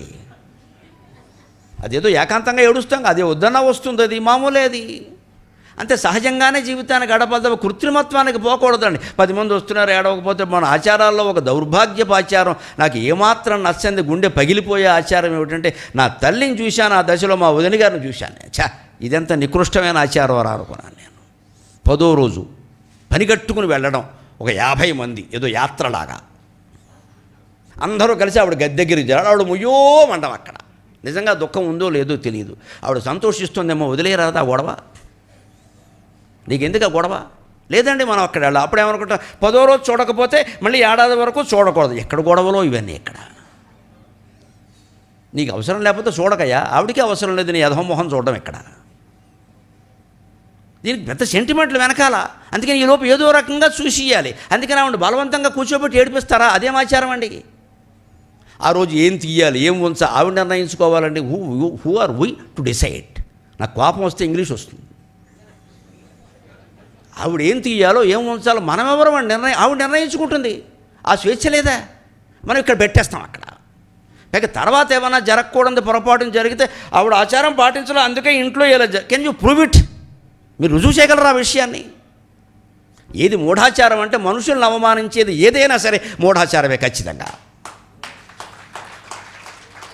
మిగిలిన మూఢాచారాన్ని మనం కావాలంటే ఉపేక్షిద్దామండి, వదిలేద్దాం ఆ విషయాన్ని. జరిగిందో లేదో మనకు అనవసరం, అన్నిటికీ రుజువులు ఎవరూ చూపించరు. కానీ మనుషులను అవమానించేది ఏదైనా సరే, అది వేదం చెప్పినా సరే మూఢాచారమే. ఏది ఎవరు చెప్పరండి అలాగా. వేదంలో చాలా స్పష్టంగా ఉంది. ఓ కళ్యాణి, నువ్వు ఇంతవరకు వచ్చావు. అందుకే పూర్వం ఆడవాళ్ళు శ్మశానానికి వెళ్ళేవారు. కళ్యాణి, నువ్వు ఇంతవరకు వచ్చావమ్మా, చాలా సేవ చేశావు భర్తకి, పిల్లలకి. ఇప్పుడు ఇంకా ఆయన వెళ్ళిపోతున్నాడు, నువ్వు ఇంటికి వెళ్ళి కుటుంబ భారం చూసుకోమ్మా అని వేద పురోహితుడు మంత్రం చదివి ఆ ఆవిడ్ని వెనక్కి పంపినట్టుగా వేదంలో ఉంది, ఋగ్వేదంలో ఉంది. వేదవాక్ అది. అంటే వెళ్ళేవారు, వాళ్ళు ఓదార్చి పంపేవారు, వెళ్ళకూడదని ఎక్కడా లేదు. ఇవి మనం పెంచేసి పెంచేసి పెంచేసి ఎలా చేసామంటే మోస్ట్ టెక్నికల్, సాంకేతికం చేసి పారేసాం. ఈరోజు ఏడవాలి, ఈరోజు నవ్వాలి. బలవంతంగా నవ్వుతారా, బలవంతంగా ఏడుస్తారా, ఈరోజే చూడాలి. అదేమిటండి, బాధలో ఉన్న వాళ్ళని చూడడానికి రోజులు ఉంటాయా? లేకపోతే మనకేదో జరుగుతుంది. ఎందుకు జరుగుతుందండి? వాళ్ళ ఇంట్లో జరిగితే మన ఇంట్లో జరగాలని ఉందా? అది లెక్క. ఇందుకోసం వేదాంతం, నిజమైన వేదాంతం వంట పెడితే కాస్త ఇవి ఆగిపోతాయి. నా తాపత్రయం అది. పంచవాయువులతో నీకు సంఘం లేదు, ప్రాణం అన్నారు. ఎక్కడుందండి? మనం ఊపిరి తీస్తున్నాం కదా, ఉచ్ఛ్వాస నిశ్వాస, అది ప్రాణం.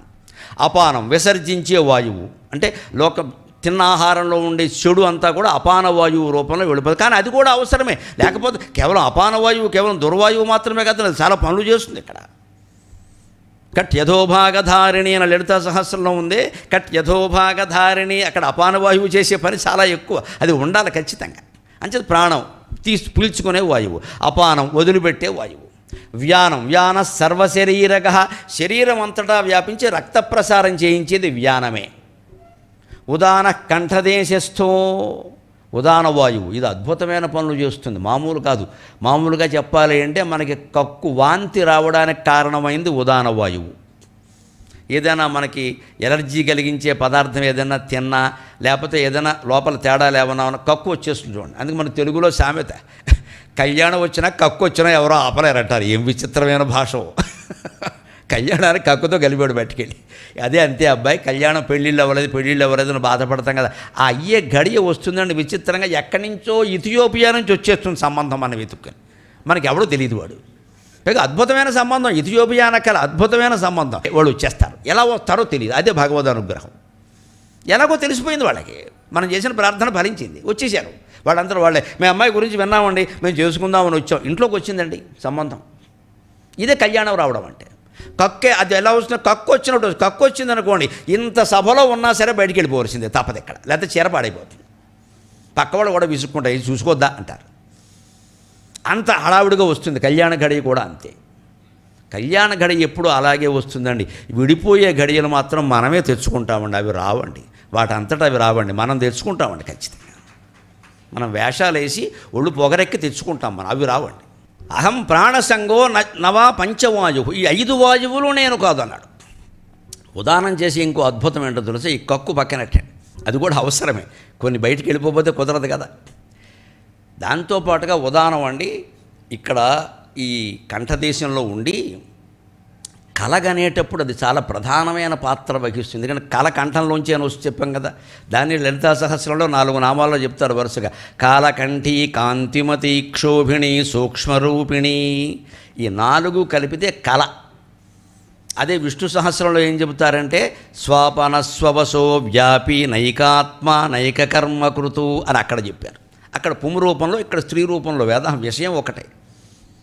కాలకంఠి, కాలం రూపంలో కంఠంలో ఉంటావమ్మా కాలకంఠి. నల్లని కంఠం కలిగిందంటే మామూలు విషయం అది. అది కాదు దాని అర్థం. అది మామూలుగా భౌతికమైన విషయం. అది కాలం అంటే మనస్సు. మన కాలం ఎలా తెలిసిందంటే మనస్సును బట్టి. కాలం నిర్ణయం ఎప్పుడు గడియారాన్ని బట్టి చేయకూడదు. గడియారం కావాలంటే మనం తిప్పేయచ్చు. సూర్యోదయ సూర్యాస్తమయాలను బట్టి కూడా చేయకూడదు. అవి అబద్ధం. సూర్యోదయం సూర్యాస్తమయం నిజం కాదు, మనకు కనపడుతున్నాయి అంతే. విజ్ఞాన శాస్త్రం ఒప్పుకోదు, వేదాంత శాస్త్రం ఒప్పుకోదు. సూర్యోదయ సూర్యాస్తమయాలు 2 భ్రమ. సూర్యుడికి అస్తమయం లేదు, ఉదయం లేదు.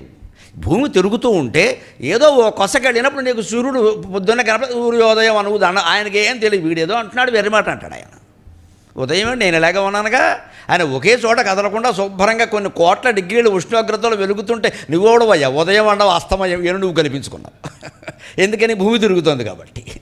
అది సూర్యోదయం సూర్యాస్తమయం భ్రమ. కాబట్టి జగత్తు మొత్తం భ్రమే. ఏ జగత్తుని సూర్యోదయం సూర్యాస్తమయాలతో మనం నిర్ణయిస్తున్నామో, ఏ సూర్యోదయ సూర్యాస్తమయాల కారణంగా మన జీవిత క్రమం అంతా మనం నిర్ణయించుకుంటున్నామో, ఆ రెండే భ్రమ అయినప్పుడు జగత్తు భ్రమ కాకపోతే నిజమేలా అవుతుందండి. అందుకని శంకరాచార్య బ్రహ్మ సత్యం జగన్ మిథ్య అన్నారు. చాలా ధైర్యంగా అన్నారు. తిరుగులేదు ఇంకా. ఇది మిథ్య అని తెలిస్తే తప్ప మనం దీనికోసం పడే తాపత్రయం ఆగదండి. అందుకని సూర్యోదయ సూర్యాస్తమయాలు భ్రమ. అది కలుస్తున్నాయి, తిరుగుతున్నాయి కదా, అందుకని అనిపిస్తుంది మనకి. అందుకని కాలం దేన్ని బట్టి నిర్ణయించవు, గడియారం బట్టి నిర్ణయించడానికి వీలు లేదు. అది మనం కొనుక్కునేదే. గట్టిగా బ్యాటరీ వేయడం మానేస్తే 2 రోజులు తిరగదు. మన కాలం సూర్యోదయ సూర్యాస్తమయాలు బట్టి నిర్ణయించడానికి వీలు లేదు. అది భ్రమ. పైగా సూర్యోదయం మనకు ఒకలా ఉంటుంది, అమెరికాలో ఒకలా ఉంటుంది. అమెరికాలో వాళ్ళతో మనం మాట్లాడాలంటే అర్ధరాత్రి మాట్లాడాలి, వాళ్ళకి అప్పుడు పొగలు. అంచేత అది నిర్ణయం అంటే మనస్సు కాలం నిర్ణయించేది మనస్సు. మనస్సును బట్టి కాల నిర్ణయం అవుతుంది. ఎందుకో తెలుసా? వేసవకాలం సెలవులు ఇచ్చారనుకోండి, ఆ సెలవులు అయిపోతూ ఉంటే పిల్లలు ఏమంటారు, ఏమిటో 2 నెలల సెలవులు 2 రోజుల్లో అయిపోయాయి అంటే వాడు దృష్టిలో కాలం వాడు నిర్ణయించుకున్నాడు. ఎందుకని? ఆ సెలవులు అయిపోవడం వాడికి ఇష్టం లేదు. అందుకని 2 నెలల సెలవు ఇంకా 3 నెలలు ఇస్తే బాగుండు. ఎందుకు? స్కూల్కి వెళ్ళడం ఇష్టం లేదు. అదే బడికి మళ్ళీ వెళ్ళాడు అనుకోండి, జూన్ 12వ తారీఖు బడికి వెళ్ళాడు అనుకోండి, ఆ 12వ తారీఖు కొత్త పుస్తకాల కోసం పెడతాడు, కొత్త యూనిఫార్మ్ కోసం పెడతాడు. ఆ భాగవతం 10 రోజుల్లో అయిపోయింది. ఇక జూలై 1 నుంచి హోంవర్క్ డామ్ వర్క్ అని మొదలయ్యాయి. వాడు ఇంటికి వచ్చి ఏమంటాడు, స్కూల్లో ఎంతసేపు ఉన్నావురా అంటే, 3 రోజులు ఉన్నట్టుగా ఉంది, నువ్వు అక్కడ చేర్పించావు పట్టుకెళ్ళి అంటాడు. ఒకరోజు 3 రోజులు ఎలా అయిందండి? వాడికి ఇష్టం లేదు కాబట్టి. అంచేత కాలం ఎప్పుడు మనస్సు నిర్ణయిస్తుంది. మనస్సే కాలం. మనస్సు నుంచి ఆలోచనలు, ఆలోచనల నుంచే మన అనుబంధాలు, అనుబంధాల నుంచే మన జీవితం అంతా ఏర్పడింది. మనస్సు మిథ్య కాబట్టి ఇవన్నీ మిథ్యే. పుట్టుకకి మూలమైన పదార్థం ఏదవుతుందో దాని వాసనే ఉంటుంది కదా. గోధుమ పిండితో చపాతీ చేసినా పూరీ చేసినా గోధుమ పిండి వాసనే వస్తుంది, శనగపిండి వాసన రాదు. దానికి మూలం గోధుమ పిండి. నువ్వు పూరీ చేయి, చపాతీ చేయి, ఏం చేయి, శనగపిండితో నువ్వు చేగోడులు చేయి, జంతికలు చేయి, శనగపిండి వాసన వస్తుంది. అక్కడ బియ్య పిండి వాసన, గోధుమ పిండి వాసన రాదు. శనగపిండే ప్రధానం అక్కడ. మనస్సు నుంచే కాలము, జీవితము, అనుబంధాలు అన్నీ ఏర్పడుతున్నప్పుడు మనస్సు మిథ్య అయితే ఇవన్నీ మిథ్యలే, వదిలేయవలసిందే. ఎంతవరకు అంటే ఒట్టిదన ఎరుంగు ముఖాన్ని పట్టుకోనము. ఎక్కడో సంసారం మీద రాశాను నేను పద్యం. ఒట్టిదన ఎరుంగు ముఖాన్ని పట్టుకోనము. ఇది ఒట్టిది కానీ పట్టుకో. ఒట్టిదని తెలిసి పట్టుకుంటే చాలా సుఖంగా ఉంటుందండి. ఈ పుష్పగుచ్చం మనది కాదు, ఊరికే ఇచ్చారు నేను ఇలా పట్టుకుంటే దాని మీద కాంక్ష ఉండదండి. ఇది మనదే అనుకున్నాం అనుకో, ఒక రేకు రాలిపోయినా కూడా ఏదో బాధగా ఉంటుంది. ఇది మనది కాదు, ఇచ్చారు ఇలా పట్టుకున్నాం, తర్వాత ఇక్కడ పెట్టాం, అయిపోయింది. అస్తమాని పుష్పగుచ్చం పట్టుకుని మాట్లాడితే పెద్ద బరువు కదా ఇది. అందులో సామాన్యం ఆ పర్వతం అంత ఉంది, మాట్లాడలేం కదా. అలాగని ఇంకా దాని మీద కాంక్ష పెంచుకుంటే అప్పుడు ఏమనుకుంటారు, ఈయనకి ఇవంటే బాగా ఇష్టం అండి, ఇంకొకటి పర్వతం అంతా పట్టుకొస్తాడు, నేను మోయలేను ఎక్కడ. అది ఎందుకు ఊరికే గౌరవానికి ఇస్తారు, అక్కడ పెట్టాం, అది మంద కాదు కదా. జీవితము అంతే, అదో పుష్పగుచ్చం, వాడేసాం వదిలేసాం, తీసేయి. శనగలు తిన్నాం, చేతులు కడుక్కున్నాం, అయిపోయింది అంతే. ఏ వస్తువును ఆలోచించుకున్నా అంతే. ఇది మించే నవా పంచవాయువు, ఈ ప్రాణాపాన వ్యానోదానాలు ఉన్నాయి. ఈ ఉదాన వాయువు ఏం చేస్తుందంటే ఈ లోపల కలగనేటప్పుడు కాలం అన్నాం కదా, కాలకంఠి, కాంతిమతి, అక్కడ తెర ఏర్పడుతుంది కాంతిమతి, క్షోభిణి చిన్న విక్షేపం లాంటిది కలుగుతుంది, సూక్ష్మరూపిణి కలలో ధరించే వేషాలన్నీ ఒకే జీవుడు ధరిస్తాడు అమ్మవారు ఆ రూపంలో. అందుకని కాలకంఠి, కాంతిమతి, క్షోభిణి, సూక్ష్మరూపిణి. అదే విష్ణు సహస్రంలో స్వాపనస్వవసో వ్యాపి నైకాత్మ నైక కర్మకృతు రాబోయే క్షీరాబ్ది ద్వార సందర్భంగా చెప్పుకోవాలి. స్వాపనక స్వామివారు కలగంటున్నారు, స్వప్నం నిద్రపోయాడు. స్వవశక తన వశంలో ఆయన ఉన్నాడు. మనకి ఆయనకి తేడా ఏమిటంటే కలగంటున్నప్పుడు కూడా ఆయన వశంలో ఆయన ఉంటాడు, వాడు దేవుడు. కలగనేటప్పుడు కల్లో లీనమైపోయి జీవితం అవనుభవించాడు, జీవితంలో లీనమైపోయి గాఢనిద్ర వచ్చినప్పుడు దానిలో లీనమైపోయి దేంట్లో పడితే దానిలో లీనమైపోయేవాడు జీవుడు. దేంట్లోనూ లీనం కాకుండా సాక్షిగా ఉండేవాడు దేవుడు. తేడా అది. మనం కూడా జీవితంలో సాక్షిగా ఉండగలిగితే దేవుళ్ళలాగే ఉండగలుగుతాం. ఎక్కడ పడితే అక్కడ ఉండేవాడు దేవుడు. ఇంకొంచెం సూక్ష్మం చేసి చెప్పాను నేను.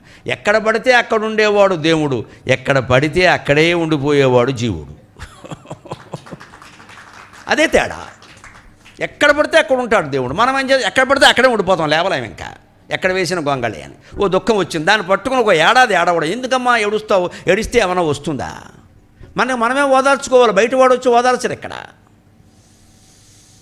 ఎంతోమంది వెళ్ళిపోలేదా, అలాగే ఈయన వెళ్ళిపోయి చిన్నవాడే కావచ్చు, మనకంటే తమ్ముడే కావచ్చు. ఏం చేస్తాం? మనం వెళ్ళిపోయారా? మనం ఏమైనా చేసామా? ఏదో కర్మ అంతే. అక్కడే పూర్వజన్మ కర్మను అన్వయించుకుని మనకి అతనికి రుణం తీరిపోయింది, వెళ్ళిపోయాడు అని ఖచ్చితంగా చెప్పుకోవాలి. అలాగే మనం బయటపడ స్వవశక స్వామివారు కలగంటారు విష్ణుమూర్తి. ఆయన తన వశంలో ఉండుకంటే మనం ఏం చేస్తున్నాం, పరవశం అయిపోయాం. ఎంతకాలం వచ్చిందంటే ఇంత బంగారం నా ఇంట్లో పడింది అనుకుంటాడు ఈయన. అదంతా ఒక్క జబ్బు వస్తే ఆసుపత్రికి సరిపోయింది. ఇక్కడ సరిపోయింది మొత్తం. ముందు జబ్బును చూసి కంగారు పడ్డాట, తర్వాత డాక్టర్ గారు వచ్చి బిల్లు ఇచ్చాడు, జబ్బు తగ్గిందా అన్నాడు. జబ్బు తగ్గింది కానీ బిల్లు చూశాక మళ్ళీ పెరిగింది అన్నట్ట. మరి పెరగదా? ఇంత బంగారం ఏమిటి, ఒక్క రోగం వస్తే పోయే, ఏదో అనుకోని ఇబ్బంది వస్తే అయిపోయే. అనుకోకుండా ఏదో కేసులో ఇరుక్కున్నాం అనుకోండి, అప్పుడు అందరూ వస్తారు మన దగ్గరికి, మాఫీ చేయాలంటే అంటారు, అయిపోయింది, మొత్తం వెళ్ళిపోయింది. ఇక్కడ ఒక్క కేసు, అది కూడా మంద కాదు, కర్మ, కొడుకో కూతురు వల్ల వచ్చింది. అది మన పెంపకం అలాంటిది. ఏం చేద్దాం? వీళ్ళ కోసం మనం ఖర్చు పెట్టాలి కదా, మొత్తం ఎగిరిపోయింది. అంచేది నీ బంగారం అంతా ఎందుకు, ఈ కళ గురించి ఎందుకు చెబుతున్నావు అనవసరంగా. ఆయన స్వవశక వ్యాపి, కలంతా ఆయన వ్యాపించాడు. అంతేకాదు స్వపన స్వవశో వ్యాపి నైకాత్మ, అనేక రూపాలు ధరించాడు. నైక కర్మకృతు, అనేక పనులు చేశాడు, అనేక రకాల కార్యాలు చేశాడు. ఇది విష్ణు సహస్రం, లలితా సహస్రం. ఈ అర్థంతో సహా చదవండి అని నేను అందుకే మొత్తుకుంటా. రోజు పారాయణ చేసేవాళ్ళు పారాయణ అయిపోగానే 10 నామాల అర్థాలు తెలుసుకున్నాక మానేయాలని పెట్టుకోండి నియమం. పారాయణ చేయండి, దాంతోపాటుగా 10 నామాల అర్థం తెలుసుకోవాలి. ఉట్టినే వాక్యం చదువుకున్నా చాలు. అలా అనుకుంటే ఏమవుతుంది, 100 రోజుల్లో మొత్తం అన్ని నామాలకి అర్థాలు తెలుస్తాయి. అలా ఏడాదికి 3 సార్లు చేయగలుగుతాం కదా, 300 రోజుల పైనే ఉన్నాయి కదా. ఏడాదికి 3 సార్లు అర్థంతో సహా లలితా సహస్రం విష్ణు సహస్రం చదివాక 4 ఏళ్ళు అయ్యేసరికైనా జ్ఞానం అందరికీ వస్తుంది, ఖచ్చితంగా వస్తుంది. మనం అర్థాన్ని పక్కన పెట్టేసి చదివితే చాలట కదా, అలా శుక్రవారం చదివితే మరీ పుణ్యం, ఇవన్నీ ఊరికే మనం కల్పించుకున్నాం. మనం దేవుడికి వారాలు ఉండవు, మనకుంటాయి. కానీ ఆ వారం ఈ గుడి, ఈ వారం ఈ గుడిని ఎందుకు చెప్పారంటే వారానికి 1 రోజైనా మనం వెళతాం కదా అని చెప్పారు. మనం ఎలా పెట్టుకున్నాం, అసలు సోమవారం శివుడి గుడిలోకి వెళ్ళాలంటే మంగళవారం వెళ్ళకూడదనే శాస్త్రం కూడా పుట్టించేస్తున్నారు మరీ దారుణంగా. ఇది వెళ్ళకూడదు, ఎప్పుడైనా వెళ్ళొచ్చండి. మంగళవారం మొత్తం శివుడి గుళ్ళని ఖాళీ అయిపోవాలా? మరి ఆయన ఏమైపోతాడు పాపం ఒంటరిగా ఉండి. ఈ నమ్మకాలే వదులుకోవాలి. ఎందుకు వెళ్ళమన్నారని ఆలోచిస్తే తెలిసిపోయింది. ఇక్కడ ఈ ఉదాన వాయువు ఏం చేస్తుందంటే సరిగ్గా కలగంటున్నప్పుడు లోపల బీజప్రాయంగా 72,000 నాడుల్లో ఉండేటువంటి జ్ఞాపకాలను బయకి లాగుతుంది. అంచేది దుంపతించేసే వాయువు. ఇది సామాన్యమైన విషయం కాదు. ఉదానం వాక్కు వాంతి రావడం కాదు, బయటికి లాగేది మొత్తం అదే. ఎప్పుడో ఎక్కడో చిన్నప్పుడు ఒకటి జరిగింది, తర్వాత ఏదో జరిగింది, తర్వాత ఏదో, ఈ మూడింటిని కలిపేసి ఓ పెద్ద సినిమా తయారు చేస్తుంది. అక్కడ ఓ చిన్న లఘు చిత్రం, ఓ 10 నిమిషాలు. ఇది మనం అందులో కంగారు పడిపోతాం. ఇటు అదేదో అలా ఏదో రైలు వచ్చినట్టు అయింది, ఆ రైలు ఏమో ఏదో గుద్దేసుకుంది, ఆ గుద్దేసుకున్న వెంటనే పోనీ ఏమిటో పూలతోట కనపడింది. ఈ పూలతోటకి రైలుకి సంబంధం ఏంటండి? ఎప్పుడో పూలతోట చూసాం, అది మనస్సులో ఉంది. ఎప్పుడో ఎవరికో రైలు ప్రమాదం జరిగింది, అది మనస్సులో ఉంది. అది గుద్దుకోపోయి ఆగింది, అది మనస్సులో ఉంది. ఈ 3 కలిపేసి మొత్తం రచన, స్క్రీన్ ప్లే, దర్శకత్వం అన్నీ అప్పలరాజే. జరిగిపోయింది, ఒక కళ వచ్చింది అక్కడ, అంతే. అక్కడ వదిలేస్తే అయిపోయింది ఆ విషయం. ఇంతకు మించి మనం ఆలోచించాల్సిన పని లేదు ఇక్కడ. ఇది ఎవరు చేస్తారంటే ఉదానం చేస్తుంది. ఉత్ ఆనం అంటే పైకి వచ్చేది సరిగ్గా.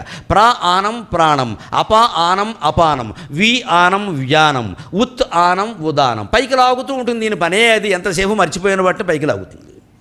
అందుకని లోపల సుషుప్తి అవస్థలో అజ్ఞానావస్థలో ఉండిపోయిన జ్ఞాపకాలను ఉదానం పైకి లాగుతుంది. లాగి నీ కళ రూపంలో కనిపించేలా చేస్తుంది. అంచేత కళనంత పట్టించుకోవద్దు, విశ్లేషించుకోవాలి. ఈ రూపాలన్నీ ఎవరు ధరించారు? ఒక జీవుడు తాను పడుకుని ఇన్ని రూపాలు ధరించి కలగనడం నిజమైనప్పుడు మహావిష్ణువు, పరమశివుడు, సదాశివుడు, భగవంతుడు, ఆత్మస్వరూప తేజస్సుని ఎరింగినవాడు, తాను ఆత్మస్వరూపుణని తెలిసిన మహానుభావులు, వాళ్ళు ఈ విశ్వం మొత్తం సృష్టించారు. ఇంత కథ నడిపిస్తున్నారంటే ఆశ్చర్యమే ఉందండి. పక్కా నిజం కదా, పక్కా నిజం కదా. మనం నిశ్చింతగా ఉండొచ్చు కదా. నీవు భగవంతుని చెంత మనస్సు నుంచి నిశ్చింతగా నుండు మీ చలన చిత్రము సాగును వాని లీలగన్. సాగర ఘోష కావ్యంలో రాసిన పద్యం ఇది. నీవు భగవంతుని చెంత మనస్సు నుంచి నిశ్చింతగా నుండు మీ చలన చిత్రము సాగును వాని లీలగన్. జీవితమే ఒక సినిమా, ఫిలిం హాల్లో మాట్లాడుకోవలసిన మాట. ఇది ఆయన నిర్మాణం చేశాడు. దీనికి దర్శకత్వం ఎవరంటే సూత్రధారి ఆయన, పాత్రధారులం మనం. డైరెక్టర్ చెప్పినట్టుగా నటుడు నటిస్తాడు, అది సహజం. అలాగే ఆయన చెప్పినట్టుగా మనం నటిస్తున్న జన్మాంతర కర్మఫలాలు నడిపిస్తూ ఉంటే అందులో మనం ఆగామి కర్మగా నిర్ణయం తీసుకోవలసి వచ్చినప్పుడు ఏది ధర్మమో ఆ నిర్ణయం తీసేసుకోవడమే, ఏదైనా కానీ. ఆ పైన అమ్మవారు చూసుకుంటుంది. వదిలేయడమే ఆ విషయం. నా ధర్మం నేను చేశానమ్మా, నువ్వు కాపాడు అని భగవంతుడి చిత్రపటం ముందు మీరు దండం పెట్టండమ్మా. మీరు తీసుకున్న నిర్ణయమే సరైనది అయ్యేలాగా అమ్మవారు చేసేస్తుంది. అనుమానం లేదు, అనుమానం లేదు. మన మనసులో పక్షపాతం ఉండద్దు. మా కుటుంబంలో ఈ సమస్య వచ్చింది, ఇంటికి నేను భర్తని లేదా భార్యని ఏదో యజమాని నేను నిర్ణయం తీసుకోవాలి, తప్పదు నాకు. ఇది అంటే నేను ఎవరికో వదిలేసే విషయం కాదు ఇది. అందుకే నేను ఆలోచించానమ్మా, ఉన్నంతలో నాకు ఇదే ధర్మం అని తెలిసింది, అందుకని ఈ నిర్ణయం తీసుకున్నాను. కానీ ఈ నిర్ణయం నా బిడ్డ జీవితాన్ని పాడు చేయకుండా నువ్వు చూడమ్మా. నేను తప్పనిసరి ఈ నిర్ణయం తీసుకున్నా. ఇంకో మాట ఏదో చెప్పాలి కదండి. బయట వాళ్ళు తప్పించుకుంటారు, మనం తప్పించుకోలేం కదా. ఇది చూడ ఖచ్చితంగా మన బిడ్డలకు న్యాయమే జరుగుతుంది. మనం ఏ నిర్ణయం తీసుకున్నా సరే, ఎందుకంటే భగవంతుడికి దాని భారం అప్పగించాము. నేను ఈ పరిస్థితిలో ఈ నిర్ణయం తీసుకున్నా, దీన్ని కాపాడే పూచి నీది. అక్కడ భక్తి, భక్తివశ్య, భక్తి ప్రియ, భక్తి గమ్య, భక్తివశ్య భయాపహ, లలితా సహస్రంలో మాట. భక్తి అంటే ఆవిడికి చాలా ఇష్టం. భక్తి గమ్య, భక్తితో అమ్మవారిని చేరుకోవచ్చు. భక్తివశ్య, భక్తికి ఆవిడ వశురాలైపోతుంది. మనం చెడ్డ మంచి కూడా చూడదు, పాపం పుణ్యం కూడా చూడదు. నా బిడ్డండి బోడంతమంది తప్పులు చేశారు, వీడు ఒక్కడే చేశాడా అని సమర్థిస్తుందమ్మా నిజమైన తల్లిలాగే. బిడ్డ నేరం చేసి ఇంటికి వస్తే ఏ తల్లి పోలీసు వాడికి అప్పగించదు, మన సంగతి దాచేస్తుంది. మా వాళ్ళు ఏడని చెబుతుంది. ఒకవేళ వాడు పట్టుకుని మీ అబ్బాయి పని చేశారంటే బోడు మంది చేశారు, మా అబ్బాయి దొరికాడా అంటుంది. ఇక్కడ అంత ప్రేమ అమ్మవారికి కూడా మన మీద ఉంటుందండి, ఆ సందేహం వల్ల. కాబట్టి ఒక్కటే లెక్క భక్తుడికి విషయంలోనే ఉంటుంది. రోడ్డు మీద పోయేవాళ్ళు అందరినీ పట్టుకోవాలంటే కష్టం అమ్మ. ఎవరైతే భక్తితో అమ్మవారిని ఆరాధన చేస్తూ ఉంటారో ఆవిడ బాధ్యత వహిస్తుంది ఖచ్చితంగా. అందుకని ఉదాన వాయువు చేసే పనిది. ఇంకోటి ఉంది సమాన వాయువు, అది జఠరాగ్ని ఇక్కడ ఉంటుందండి. అది జఠరాగ్నిలో ఉండి ఆ వాయువు అక్కడ ఉండి ఆ పదార్థాలను ఉడికించడం, మళ్ళీ దాని శక్తిని ఎక్కడికెక్కడికి పంపడం చేస్తుంది. ఇవన్నీ వాటి పనేవి చేస్తున్నా కానీ ఇవేవీ నేను కాదు అంటున్నాడు ఆయన. నవాక్పాణిపాదౌ నవాక్పాణిపాదౌ నహం ప్రాణసంగో నవై పంచవాయు నవై పంచవాయు నవా సప్తధాతు నవా పంచకోశక. సప్తధాతువులు ఉన్నాయి శరీరంలో, అవి వాటి పనేవి చేస్తున్నాయి. ఏమిటి సప్తధాతువులు? త్వగశృంగ్ మాంసమేదోస్తి మజ్జా శుక్రాదయక. త్వక్ చర్మం, అశ్రుక్ దాని నుంచి వచ్చే రక్తం, మాంస రక్తం గడ్డగడితే ఏర్పడేది మాంసం, మేధస్సు కొవ్వు, మాంసం మీద పేరుకునేది కొవ్వు, ఆ కొవ్వుతో ఏర్పడేది అస్థి, ఆ అస్థి ఎముక, దానికి మధ్యలో మళ్ళీ ఒక రంధ్రం ఉంటుంది పొడుగ్గా, ఇలా ఏదో వేణువులో గొట్టంలో ఉన్నట్టుగా రంధ్రం ఉంటుంది. దాంట్లో మూలగా అని ఒక పదార్థం ఉంటుంది. తెలుగులో మూలగా అంటారు, సంస్కృతంలో మజ్జ అంటారు. అది బాగా శక్తివంతం. అది నిజానికి అదే సరిగ్గా సప్తధాతువు. త్వక్ అశృంగ్ మాంస మేధో అస్థి మజ్జ. మజ్జ అనేది 6వ ధాతువు. 6 ధాతువుల వరకు స్త్రీ పురుషులకు సమానం, తేడా ఏముండదు. సరిగ్గా 6వ ధాతువు దాటాక చర్మధాతువు ఉందో 7వది, అది పురుషుడిలో వీర్యంగా మారుతోంది, స్త్రీలో రక్తంలో కలిసిపోయింది. భగవంతుడు ఎవరిని తక్కువ చేయడు. ఎందుకంటే ఈ వీర్యంగా మారడం వల్లే పురుషుడి యొక్క వీర్యకరణం కారణంగా బిడ్డ పుట్టాడు. ఆవిడకి రక్తంలో ఎందుకు కలిపాడు అంటే పుట్టిన బిడ్డకి ఆవిడ పాలు ఇవ్వాలి. అందుకోసం శక్తివంతమైన తల్లిపాలు అక్కడ తయారవుతాయి. ఈ మధ్య ధాతువు అంత గొప్పది. అందుకే సంస్కృత నాటకాల్లో ఏదైనా అద్భుతమైన సన్నివేశం వస్తే మధ్యారి అంటారు. వెంటనే సినిమా పాటల్లో కూడా మంచి ఘటోత్కజుల మాటలు అక్కడ మధ్యారి అంటారండి. ఇక్కడ ఆ మధ్య అంటే అద్భుతమైన ఆనందం అన్నమాట. ఈ సప్తధాతువులు వాటి పనివి చేస్తూ పోతేనే మనకు తెలియదు. ఇప్పుడు ఇంత శరీరం పట్టుకుని మనం తిన్నామండి, తినే వరకునండి ఇది కారంగా ఉంది, కొంచెం కారం ఎక్కువైంది, కొద్దిగా తక్కువ వేసి ఉంటే బాగుండు, బీపీ కూడా పెరిగింది కదా అన్నాం. ఉప్పు తక్కువైంది, కొంచెం ఒక రవ్వ ఇచ్చిగా మరీ ఇంత వైరాగ్యం ఉంటే అలాగా అన్నాం. ఇలా వంకలెట్టాం కదా. ఒక్కసారి గొంతు దిగి లోపలికి వెళ్ళాక ఈ కుడితి గోళంలో పడ్డాక మనకేమైనా తెలిసిందా? ఇది గులాబ్ జాము అందులోనే పడిందండి, జంతిక ముక్క అందులోనే పడిందండి, కాఫీ అందులోనే పడిందండి, వల్లకాడు వశనపురం అన్నీ అందులోనే పడ్డాయి. కిందకి వెళ్ళి గుడ తిరిగి లోపల ఏదో జరిగిపోతుంది. అసలు మనకి ఎవరికైనా తెలిసిందా ఏం జరుగుతుందో? తెల్లారసరికి ఏదో కొంత భారం వదిలిపోయినట్టుగా అనిపించింది. అమ్మయ్య అనుకున్నాం, స్నానం చేసాం. మళ్ళీ తర్వాత ఏది నిన్న సరిగ్గా కుదరలేదు, ఈవేళ బాగా చేసావా, మళ్ళీ మొదలెట్టాడు ఇక్కడ తద్దినం. నిన్న కుదిరిందంతా పోయింది బయటికి, మళ్ళీ చేయాలి వీడి కోసం. ఇక్కడ ఈ అధవతాపత్రయం వదలది, జీవితం అంతా ఉంటుంది. ఇది ఇంకా ఏదో తిందాం. అది నువ్వు ఎన్ని తిన్నా ఏమవుతున్నావు నీకు తెలియకుండానే లోపల చాలా పరిణామాలు జరిగిపోతున్నాయి. ఇవన్నీ నువ్వు పట్టించుకున్నావా? అన్నం తిన్నావు అంతవరకే. ఆ లోపలికి వెళ్ళాక ఏం జరిగిందో మనకు తెలియకుండా ఒక మహాశక్తి మొత్తం అంతా జరిపిస్తుంది అంటే ఆ మహాశక్తి ఉంది అనడానికి ఇంతకంటే ఉదాహరణ కావాలా? సైంటిస్టులు ఆ శక్తిని కనిపెట్టి ఇలా లోపలికి వెళ్ళింది, ఇలా జీర్ణం అవుతుంది, ఇలా అని చెప్పొచ్చండి. ఇలా వాళ్ళు ఉన్నదాన్ని కనిపెట్టారు. కానీ అక్కడ ఉన్నది ఎవరండి? ఆవిడే లలిత పరాభట్టారిక, ఆవిడే విష్ణువు, ఆవిడే శివుడు. మీరు ఏమన్నా అనుకోండి, అది దైవం ఉందనడానికి ఇంతకంటే ఉదాహరణ ఒక్కల. పైగా 7వ ధాతువుని తల్లి శరీరంలో పాలగా మార్చాడు, పురుషుడు శరీరంలో తండ్రి శరీరంలో వీర్యంగా మార్చాడు. ఎందుకు? పుట్టించే శక్తి వీరికి ఉండాలి, పెంచే శక్తి వారికి ఉండాలి. అంటే పుట్టిన ప్రతి బిడ్డకి తల్లి పాల రూపంలో 2 ఏళ్ళు గ్యారంటీ ఇచ్చాడు. మనం బయట ఏదైనా టీవీ కొన్నా, మిక్సీ కొన్నా, ఫ్రిడ్జ్ కొన్నా వాళ్ళు గ్యారంటీ కార్డు అని ఇస్తారు. కార్డే ఉంటుంది, గ్యారంటీ ఉండదు. మళ్ళీ పిలిస్తే ఎవడో పలకడు. మళ్ళీ ఏదైనా రిపేర్ వచ్చాడు అనుకోండి, 500 వసూలు చేస్తాడు. ఇక్కడ వీళ్ళు ఇచ్చిన గ్యారంటీలు కాదు. భగవంతుడు ఎంత గ్యారంటీ ఇచ్చాడు? ఎంత పేదరికంలో ఉన్న తల్లిదండ్రులకు పుట్టిన పిల్లకైనా సరే ఆవిడ తినకపోని, అనారోగ్యం ఉండని ఆవిడ పాలు వస్తూనే ఉంటాయి. అలాగా పుట్టిన ప్రతి బిడ్డకి 2 ఏళ్ల పాటు కనీస గ్యారంటీ పథకాన్ని అమలు చేసిన భగవంతుడి కంటే గొప్ప నాయకుడు సృష్టి మొత్తం మీద ఎవడో ఉన్నాడు. నీకు నేను గ్యారంటీ ఇచ్చాను పో. ఎందుకంటే 2 ఏళ్ళు దాటితే కనీసం ఆ బిడ్డకి చెయ్యి చాపి అడుక్కోవడమైనా తెలుస్తుందండి. లేకపోతే ఎలా తెలుస్తుంది? పసిబిడ్డ అడుక్కోలేడు కదా. 2 ఏళ్ళు దాటాయనుకోండి, ఏదో జంక్షన్లో నిలబడి చెయ్యి చాపుతాడు ఎవడో దయామయుడు, ఏదో ఇంత అన్నం పెడతాడు. అంతవరకైనా వాడిని పోషించాలి కదా. సృష్టిలో పుట్టిన ప్రతి జీవికి నేను తల్లిపాల రూపంలో గ్యారంటీ ఇస్తున్నా అన్న భగవంతుడు లేడు అనడం కంటే దుర్మార్గం ఏదైనా ఉందా? అజ్ఞానం ఏదైనా ఉందా? ఆ శక్తి ఆయన నడిపిస్తున్నాడు. మనకేం జరుగుతుంది అంతే, అవేవి మనం కావు ఇక్కడ.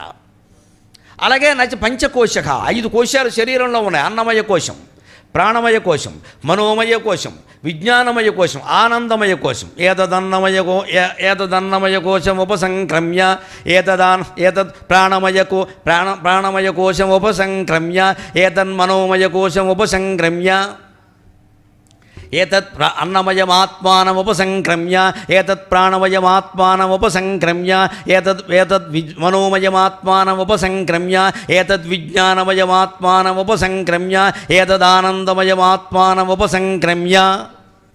ఈ 5 కోశాలని ప్రతిరోజు జీవుడు మనస్సు ఏదో రకంగా తరించి బయటకు ఎడుతోంది. ఎక్కడికి ఆగిపోతుంది? విజ్ఞానమయ కోశం దగ్గర ఆగిపోతుంది ఈ మనస్సు. అంతకుమించి ఆనందమయ కోశంలోకి వెళ్ళలేదు, కష్టం అవుతుంది. అక్కడికి వెళ్ళి దాన్ని కూడా రుచి చూస్తే ఇక రాదు కిందకి, అక్కడ ఉంటుంది. అంతకంటే పై ఆనందాన్ని పొందాలని చూస్తుంది. అంచేత పంచకోశాలు కూడా మనం కాదు, వీటిని దాటి వెళ్ళవలసింది. యోగాభ్యాసం ద్వారా సాధ్యం అది. ప్రాణాయామం అనేది మొదలు పెడితే ఆయామం, ప్రాణాన్ని వెడల్పు చేయడం. ఆయామం అంటే వెడల్పు, దీర్ఘం చేయడం. ఇలా పట్టుకుని అని నెమ్మదిగా పిలిస్తే ఎంత నెమ్మదిగా ఉచ్ఛ్వాస చేసుకుంటే అంత మంచిది. అలాగే వదలడం కూడా నెమ్మదిగా వదలడం. ఇది రోజు పొద్దున్న ఒక పావు గంట, సాయంత్రం ఒక పావు గంట చేసినా చాలు. అరగంట చేస్తే మంచిది. ఆయుర్దాయం పెరుగుతుంది ఖచ్చితంగా. ఆయుర్దాయం ఎప్పుడూ నిర్ణయింపబడి ఉండదు, పొరపాటును కూడా నమ్మక్కర్లేదు. మామూలు సాధారణ నిర్ణయం ఉంటుందండి. సాధారణ నిర్ణయం అది జాతకం ప్రకారం చెబుతారు 70 ఏళ్ళు 80 ఏళ్ళు, అది సాధారణ నిర్ణయం. నువ్వు దాన్ని పెంచుకోవచ్చు, తగ్గించుకోవచ్చు.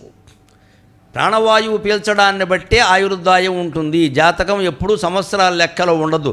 72,32,03,632 సార్లు ఊపిరి పీలుస్తాడని ఉంటుంది. ఆ 32వ ఊపిరి పీలవగానే పోతాడు.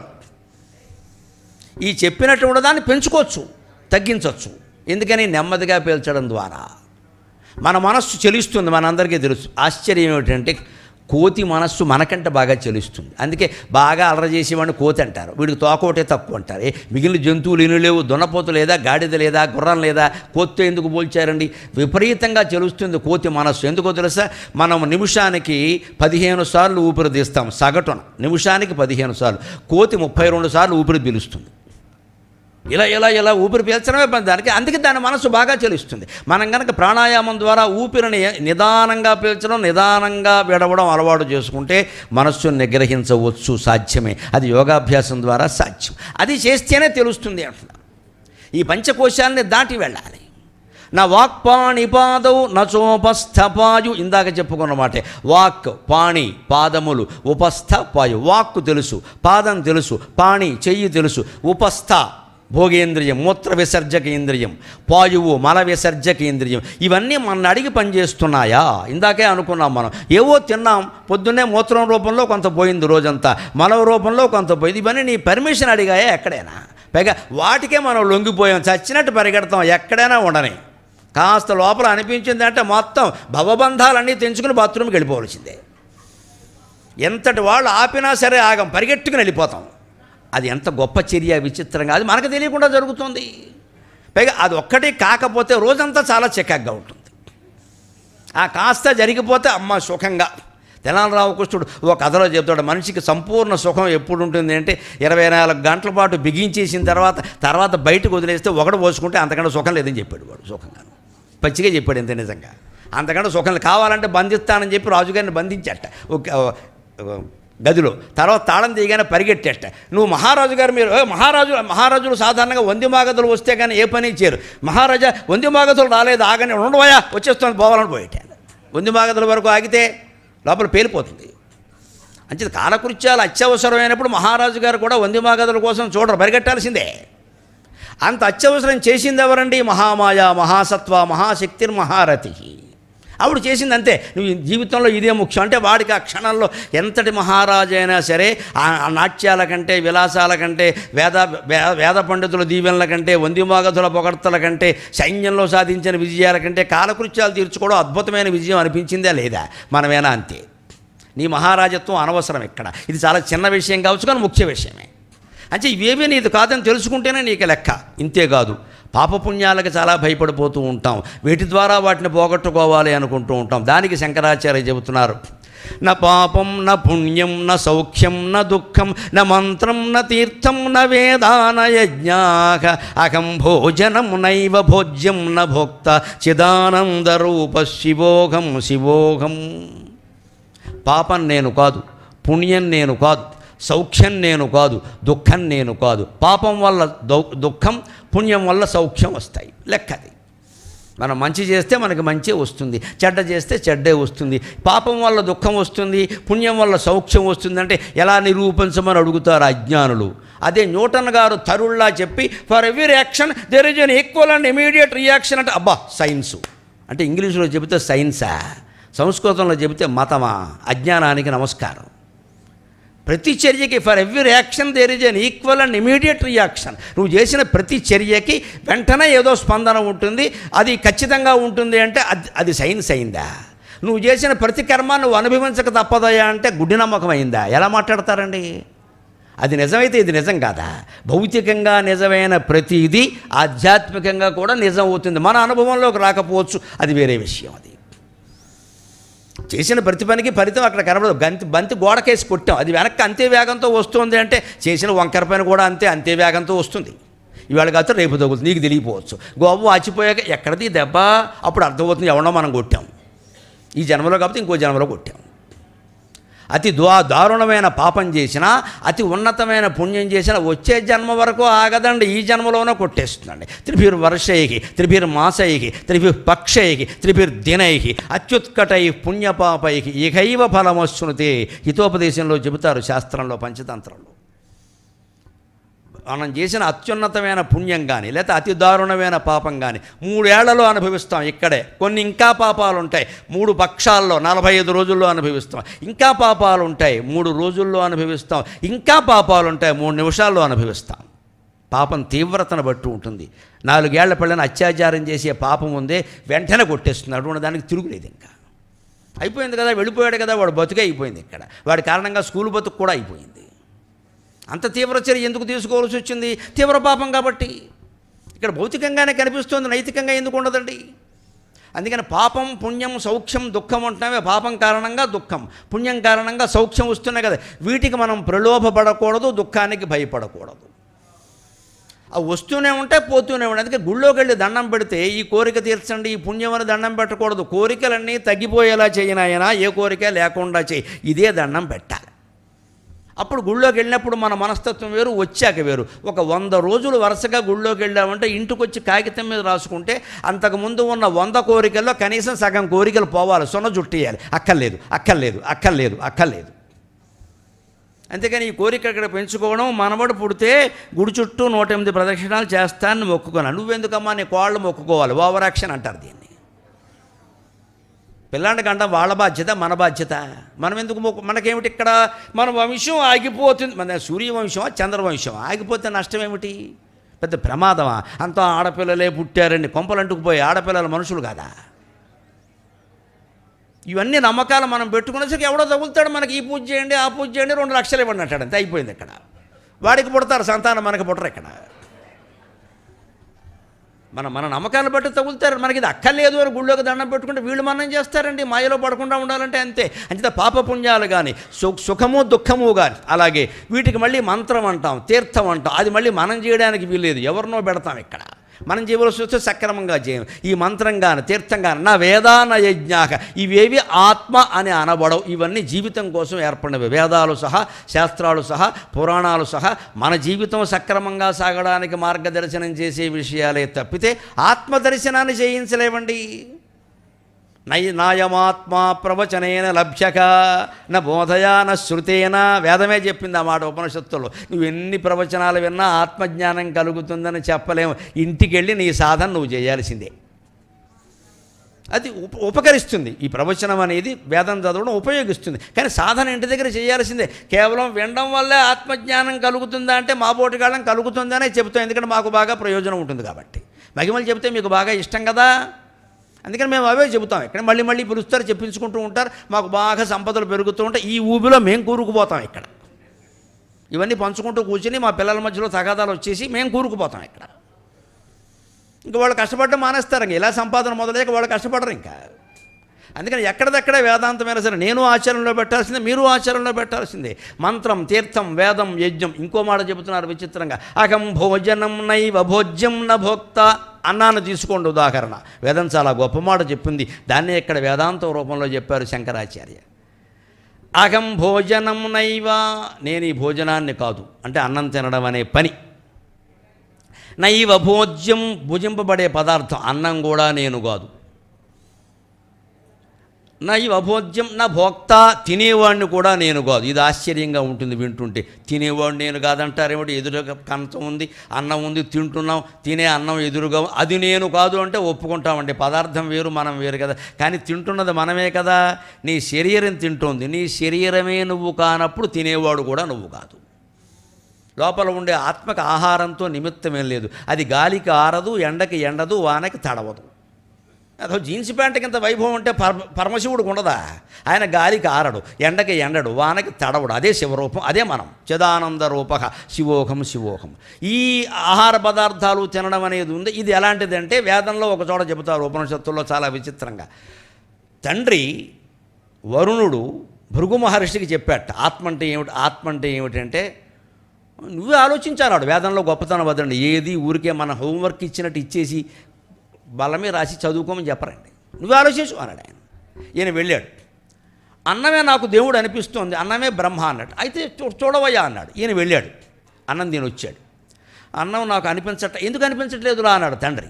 వెంటనే ఈయన అన్నాడు, అన్నానికి పురుగులు పట్టే నాన్నగారు, అమ్మ కొంచెం అన్నం పక్కన పెట్టింది, అది ఆలస్యమైంది, పురుగులు పట్టే.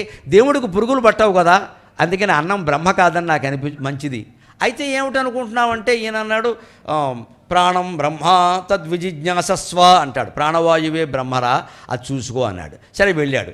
అది నిజమేనా అండి నాన్నగారంటే, కాదు నువ్వు తెలుసుకోవాలని చెప్పాడు. That was the Indian education. విద్యార్థిని తనంత తాను తెలుసుకునేలా చేయడమే భారతీయ విద్య. ఇప్పట్లాగా బట్టి పట్టి ఇంగ్లీష్ మీడియం విద్య కాదు భారతీయ విద్య. నువ్వు తెలుసుకో, నువ్వు ప్రయోగం చేయి. తండ్రి కొడుకు చెప్పాడు స్వయంగా. ఈయన వెళ్ళాడు, ప్రాణాన్ని గురించి వచ్చాడు. ప్రాణం లేని శవం కూడా ఉందండి, పరబ్రహ్మ అంతటా ఉన్నాడని చెప్పారు కదా, మరి శవం కూడా పరబ్రహ్మే కదా, అందులో ప్రాణం లేదు కదా, అందుకని ప్రాణం పరబ్రహ్మ కాదు అంటే, ఓకే బాగా తెలుసుకున్నావు. మనో తది విద్య జిజ్ఞాసస్వ, మనస్సు బ్రహ్మేమో అది తెలుసుకో. ఇలా పరీక్షలన్నీ పెడతారండి. చివరికి ఆశ్చర్యకరంగా అతను చేసి ప్రయోగాలు చేసి ఏం తెలుసుకుంటాడో తెలుసా? అకమన్నమకమన్నమకమన్నం అకమన్నాదో అకమన్నాదక కృదః గుశ్లోక కృతు అని చెబుతాడు.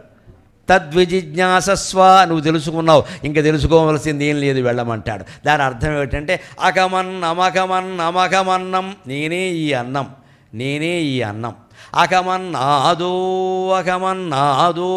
అకమన్నాదక అహం అన్నాదక, ఈ అన్నాన్ని తినేవాడిని కూడా నేనే. ఇది ఆశ్చర్యకరమైన విషయం. అన్నము ఒకటే, అన్నం తినేవాడు ఒకటే, అది ఆత్మస్వరూపం, అది భగవంతుడు. అన్నం ఒకటే, అన్నం తినేవాడు ఒకటే ఎలా అయ్యారు? అన్నం తినేవాడు ఎవరండి? శరీరమే కదా, మనకు తెలుస్తుంది కదా. శరీరం ఎలా తయారైంది? అన్నం నుంచే తయారైందండి. అన్నం తినకపోతే శరీరం పెరుగుతుందా? ఏదో ఆహారం తినబట్టే అది వంట బట్టి శరీరం పెరిగింది. లేకపోతే పసిపెట్టలాగే ఉండిపోయేవాళ్ళం, ప్రాణం పోయేది. ఇంత ఎదిగాం, 5 అడుగులు ఎదిగాం, 6 అడుగులు ఎదిగాం, 52 అంగుళాలు ఛాతీ పెంచుకున్నామంటే అన్నం కారణంగానే కదా. అన్నం కారణంగా ఈ పెరిగిన శరీరమే అన్నాన్ని తింటోంది అంటే ఒకటే, తినేది ఒకటే, తినబడేది ఒక్కటే. అహం అన్నం అహమన్నాదహ. ఈ ఆనందం, ఆ విషయం తెలియగానే ఆ ఋషికుమారుడికి ఆనందం ఎలా పట్టలేకపోయాడు తెలుసా? కృతః గుశ్లోక కృతు అహ కృతు అంటే ఆయన బయటికి వెళ్ళి నేనే అన్నాన్ని, అన్నం తింటున్నది నేనే, అన్నము నేనే అంటే మిగిలిన వాళ్ళకి ఆ జ్ఞానం లేకపోవడం వల్ల పిచ్చాన్ని చూశారు. వీడేదో పిచ్చివాగుడు వాగుతున్నాడరా, అన్నం తింటున్నది నేనే అంటే అర్థం ఉంది, అన్నం నేనే అంటాడు ఏమిటి అంటే, లేదయ్యా నన్ను అలా నాకండి, నేను పిచ్చివాడిని కాదయ్యా, ఈ మాట అంటున్నది నేనే, అహ కృతు, ఈ శ్లోకాన్ని పాడుతున్నది నేనే, ఈ ఆనందాన్ని అనుభవిస్తున్నది నేనే, నాకు తెలిసింది నా తండ్రి దయ వల్ల, మీకు తెలియలేదు, మీరు గురువుల్ని అడిగి తెలుసుకోండి. ప్రాప్యవరాన్ని నిబోధత ఉత్తిష్టత జాగ్రత్త. వెంటనే ప్రారంభించండి. వేదాంతం కంటే నేర్చుకోవలసింది ఏదీ లేదు, ఎన్ని నేర్చుకున్నా వేదాంతం నేర్చుకోవలసింది అని ఆ ఋషికుమారుడు ఆనందంగా నేనే అంటున్నా, నేనే పాడుతున్నా, అహ కృతు, నేనే ఈ శ్లోకం అంటున్నది, నన్ను అనుమానించకండి, దయచేసి మీరు కూడా తెలుసుకోండి, మీరు బాగుంటారు. ఇది అర్థం. అన్నం నేను కాదు, భోజనం నేను కాదు, భోక్త నేను కాదన్న శరీరం దృష్టితో చూస్తే ఏది నువ్వు కాదు, సర్వాత్మ దృష్టితో చూస్తే అన్నీ నువ్వే. నమే ద్వేషరాగౌ నమే లోభమోఘౌ నమే ద్వేషరాగౌ నమే లోభమోఘౌ మదోనైవ మేనైవ మాత్సర్యమేవ న ధర్మో న చార్థో న కామో న మోక్షః చిదానందరూప శివోహం. రాగద్వేషాలు ఇవి చాలా ప్రపంచాన్ని, ప్రతి వ్యక్తిని పీడిస్తున్న సమస్యలు ఇవి. ద్వేషం వదులుకోమంటే అందరం వదులుకుంటామండి, కానీ రాగం వదులుకుంటే కానీ ద్వేషం వదలదండి. రాగం అంటే సంగీతంలో మేగడ రాగం కాదండి. రాగం అంటే ఇష్టం, ప్రేమ అని మనం గొప్ప మాట చెబుతూ ఉంటామే.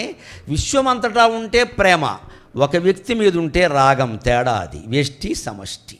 నేను ప్రేమించాను ఎవరైనా అమ్మాయి అన్నా అబ్బాయి అన్నా అది పూర్తిగా తప్పుడు మాట. వారు ప్రేమించానని చెబుతున్నది ఒక వ్యక్తిని, ఆ వ్యక్తిని ఇష్టపడుతున్నారు వాళ్ళు, ప్రేమించడంలా.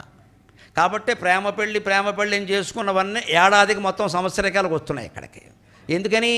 ఇష్టపడ్డారు, ప్రేమించలేదు. ప్రేమిస్తే సర్దుకుని తీరుతామండి. ప్రేమించిన వాడు ఎవడైనా సరే అవతల వాడు సౌఖ్యాన్ని తన సౌఖ్యంగా భావిస్తాడు, అప్పుడు విడిపోరు దంపతులు. నిన్ను ప్రేమించాను కానీ ఇలా ఉంటావని అనుకోలేదు, ఎలా ఉన్నా ప్రేమించాలమ్మా, దాన్నే ప్రేమ అంటారు. ఇలా ఉంటేనే ప్రేమిస్తానంటున్నామంటే ప్రేమ దాన్ని ఇష్టం అంటారు. దాన్ని ఇలా ఉంటే ఇష్టపడతాను అనొచ్చు, ఇలా ఉంటే నాకు ఇష్టం లేదు అనొచ్చు, ఇలా ఉంటే ప్రేమిస్తాను అంటే తెలుగు భాషలో ఇంతకంటే తప్పు మాట ఇంకోటి లేదు. ప్రేమించడం విశ్వానికి సంబంధించిన విషయం. ఎలా ఉన్నా ప్రేమిస్తాం, అది ప్రేమ. మనం ఎలా ఉన్నా భగవంతుడు ప్రేమించట్లేదా, లేకపోతే ఈ ప్రపంచం పేలిపోద్దా ఈ పాటికి? శివుడు మూడో కన్ను తెరిస్తే ఉంటుందండి ఇది, మనని ప్రేమిస్తున్నాడు. ఎందుకని? నేనే పుట్టించాను వీళ్ళని, ఈ సత్వరజస్తమో గుణాలు కూడా నేనే పెట్టాను.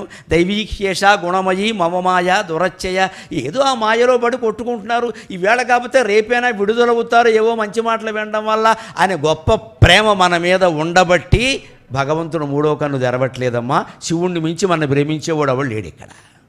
మనం బాగుపడతామని ఒక నమ్మకం ఆయనకి. ఆ నమ్మకాన్ని వమ్ము చేస్తే ప్రేమ అంటే విశ్వమంతా వ్యాపించాలి. ఒక వ్యక్తి మీద, ఒక వస్తువు మీద, ఒక పదార్థం మీద ఉందంటే దాన్ని ప్రేమ అన్నారు, దాన్ని ఇష్టం అంటారు.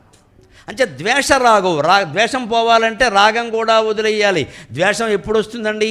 మనం కొన్ని విషయాలను మనం ఇష్టపడుతున్నప్పుడు దానికి వ్యతిరేకంగా ఏమైనా జరిగితే కదా ద్వేషం వచ్చేది. లేకపోతే ఎందుకు వస్తుంది? మన అమ్మాయిని మనం ఇష్టపడుతున్నామండి, ఆ అమ్మాయిని ఎవరైనా ఏదన్నా అంటే మనకు కోపం వచ్చింది, అంటే అమ్మాయిని ఇష్టపడడం అనేది తగ్గించుకుంటే ఆ ద్వేషం కూడా ఉండదు. ఈ ఇష్టం కారణంగా మనం ఎందుకు దెబ్బలాడడం? అమ్మాయి చూసుకుంటుంది కదా ఆ విషయాన్ని. అమ్మాయికి 30 ఏళ్ళు ఉన్నాయి, మనం వేలెట్టాలేటి ఇంకా ఇక్కడ. మా అమ్మాయిని అంటావా, మా అబ్బాయిని అంటావా అని మొత్తం కర్రలేసి వెళ్ళిపోతున్నాం కదా. ఇవాళ బళ్ళో మాస్టర్ ఏమైనా పొరపాటు దెబ్బ కొట్టక్కర్లేదండి, అంత దమ్ము ఎవరికి ఉంది? ఒక మాట అంటే చాలు, పొరపాటుని ఇక్కడ వచ్చి క్యాస్ట్ ఫీలింగ్ ముందు వాడు ఏ క్యాస్టో కనుక్కో వెళ్ళిపో. మా అబ్బాయిని కొడతావా, మా అబ్బాయిని కొడతావా? ఒక దెబ్బ ఇవ్వకుండా, ఒక మాట అనకుండా చదువు వచ్చిందా? ఇక్కడ పెద్దలు ఎంతోమంది ఉన్నారు, అడగండి ఎవరికైనా వచ్చిందేమో. అలాగే నాకైతే రాలేదు. కొట్టారు, మాస్టర్లు కొట్టారు, ఇంట్లో వాళ్ళు కొట్టారు.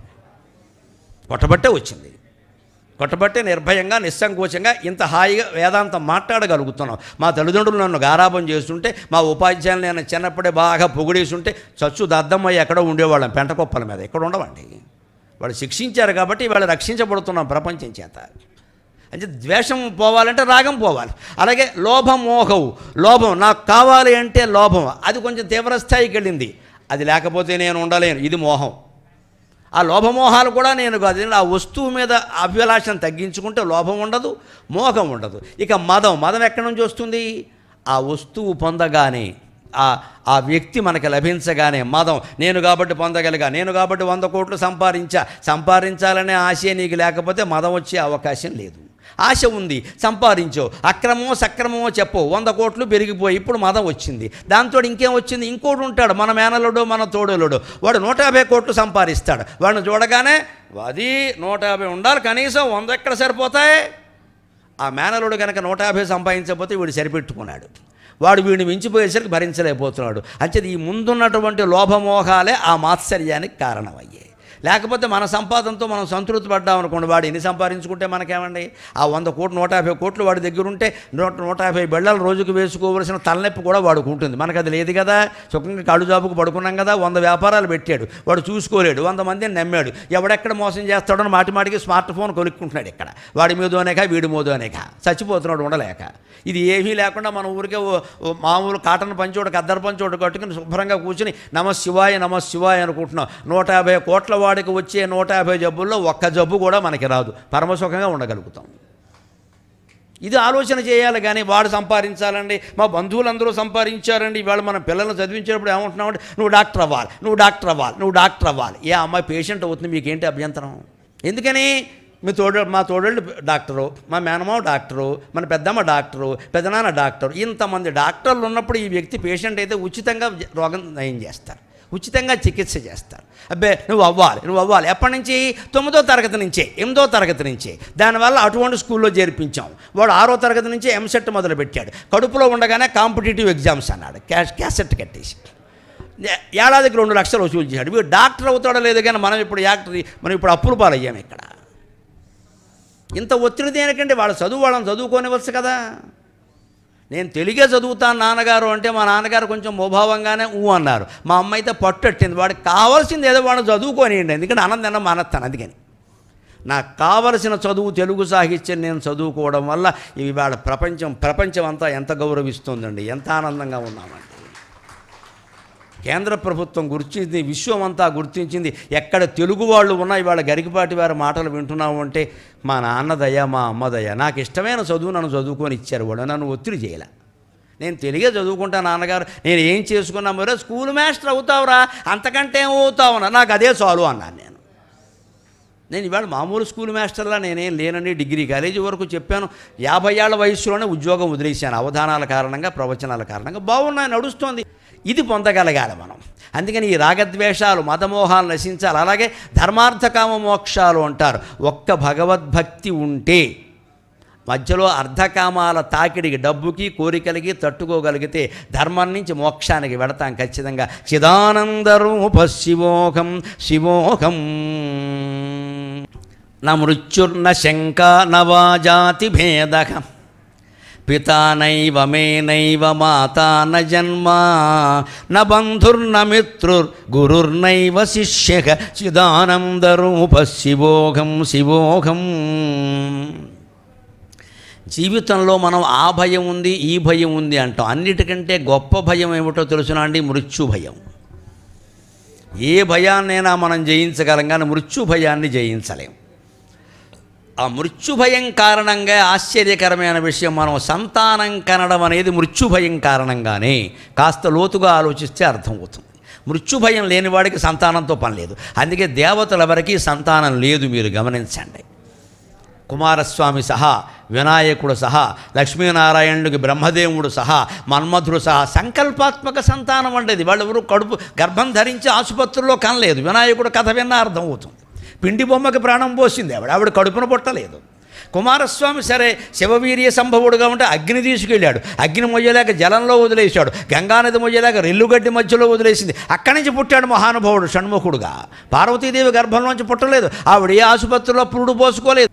ఇవి ఏవీ లేకుండా పిల్లల్ని కన్నారు. ఎందుకని? దేవతల పిల్లల్ని కనరు. ఎందుకో తెలుసా? సొంత పిల్లలు ఉంటే మనలాగా చచ్చిపోతారు. ఎన్ని వందల కోట్లు సంపాదించినా సరిపోదు. ఇక్కడ ఎవరికైనా దానం ఇచ్చామనుకోండి 100 రూపాయలతో సంతోషిస్తాడు. కొడుకు 100 కోట్లు ఇచ్చామనుకో, మావయ్య 200 కోట్లు ఇచ్చాడు నువ్వు కాబట్టి 100 ఇచ్చావంటాడు. చచ్చిపోతాం. ఇక్కడ మేనమావతో పోలుస్తాడు, ఒళ్ళు మండిపోతుంది. ఇంట్లో ఆవిడ సంతోషించచ్చు, మనకి మండిపోదా? మా తమ్ముడితో పోల్చాడు మా బాగా అనుకుంటుంది ఆవిడ. మనకి మండిపోతుంది ఇక్కడ మగాడికి. వాడు మేనమావతో పోలుస్తాడు, వాడు 200 కోట్లు ఇచ్చేట, వీడికి సరిపోలేదండి 100 కోట్లు ఇచ్చినా. అదే బయట వాడికి దానం ఇస్తే, ఒక అనాథ పిల్లాడికి ఇస్తే 100 రూపాయలు ఇచ్చిన దేవుడు అయ్యా నువ్వు అంటాడు. ఇప్పుడు ఆలోచించండి, వీళ్ళకి ఇవ్వడం గొప్ప, వాళ్ళకి ఇవ్వడం గొప్ప. అత్యవసరమైనంతే పిల్లలకి ఇవ్వాలంటే మిగిలింది సమాజానికి ఖచ్చితంగా. సింహం అలా బతుకుతుందండి ఖచ్చితంగా. సింహం 24 గంటల్లో 4 గంటలే బయటకు వస్తుంది, 20 గంటలు గుహలో ఉంటుంది. ఆ 4 గంటల్లో వేటాడుతుంది. తనకు కావలసిన ఏనుగుని చూసుకుని, ఏదో పీనుగుని తినే లక్షణం దానికి లేదు. ఏనుగుని చూసుకుంటుంది, దాని కుంభస్థలం మీదకి దూకుతుంది. నిజకర నకర విదారిత హస్తి మస్త మస్తిష్కముగాక కేసరి జీర్ణతృణంబు మేయుని అంటాడు చెన్నైసూరు నీతి చంద్రికలో. తన వాడి దాని నెత్తి మీదకి దూకి తన వాడి గోళ్లతో కుంభస్థలాన్ని చీల్చి అక్కడ ఉండే మెత్తటి మాంసాన్ని తింటుంది. ఇంత 2 చెంచాలు అంతే, దానికి ఆకలి తీరింది. ఆ యధవ ఏనుగుని అక్కడ బారేసిపోతుంది. అది ఏమనుకుంటుందంటే, నాకు పరాక్రమం ఉంది, నేను సంపాదించా, మిగిలిన జంతువులు తెలని, అవన్నీ ఏనుగులు చంపలేవు కదా, నేను చంపగలను, చంపా, నేను తీసుకున్నా.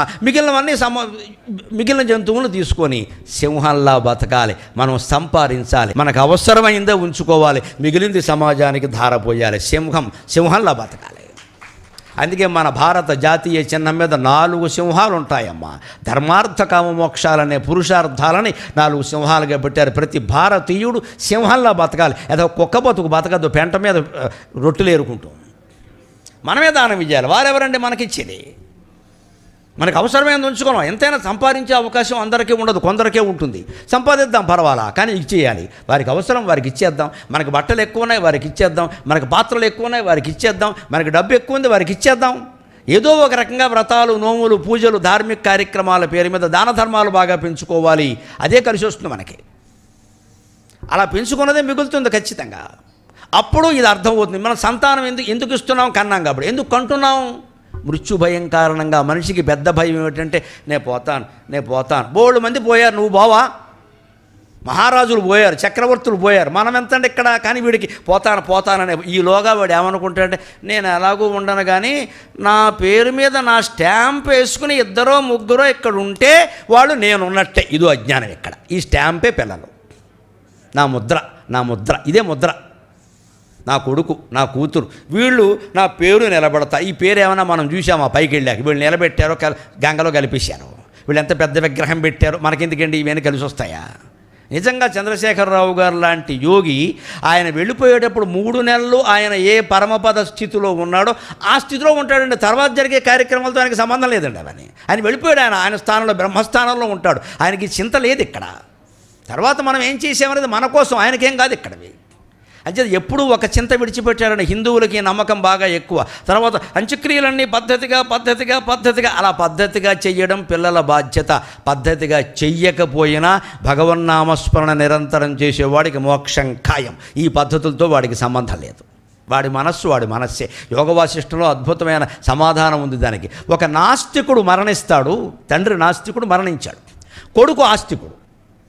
ఆయన ఏదో మా నాన్న ఏదో ఆ కమ్యూనిస్టులో అలా బతికాడండి ఏదో రకంగా, కానీ నాకు దైవభక్తి ఉంది, నేను చెయ్యాలనుకుంటున్నాను. చెయ్యొచ్చా చేయకూడదా సందేహమే కదా. చేస్తే ఆయనకి ముడుతుందా ముట్టదా? యోగ వాసిష్టం ఏం చెప్పిందంటే, నీ తండ్రి నమ్మకాన్ని పక్కన పెట్టు, నువ్వు చేయవలసింది నువ్వు చెయ్యి. వారి భావన నీ భావన రెండూ ఘర్షిస్తాయి, పొట్టేళ్లలాగా ఘర్షిస్తాయి. ఏ భావన బలీయమైతే అది చేరుతుందని చెప్పారు ఖచ్చితంగా. భావన బలీయం అంచేది పోయేటువంటి వాడు తాను భక్తుడే ఉండి పిల్లలు నాస్తికులు అయ్యారనుకోండి, చెయ్యరు కదా. మాకు అవన్నీ నమ్మకాలు లేవండి, మా నాన్నగారు అంతా పిచ్చి సన్నాసలే బతికాడండి, మాకేం లేవు, మేము చెయ్యమంటే మరి వాడి గతి పాడైపోవలసిందేనా? వీళ్ళు చేయడంతో నిమిత్తం లేకుండా వాడు మరణావస్థలో ఉన్నప్పుడు నమశివాయ నమశివాయ నమశివాయ అని పంచాక్షరి మంత్రాన్ని మరవకుండా జపం చేస్తే ఇక్కడ జరిగే అంత్యక్రియలు వేటితో ఏమీ సంబంధం లేకుండా ఈ శరీరాన్ని కేవలం మురుక్కాలవ పక్కన పారేసినా సరే వాడికి కైలాసం ఖాయమండి, తిరుగులేని మాట. వాడి మనస్సే ప్రమాణం.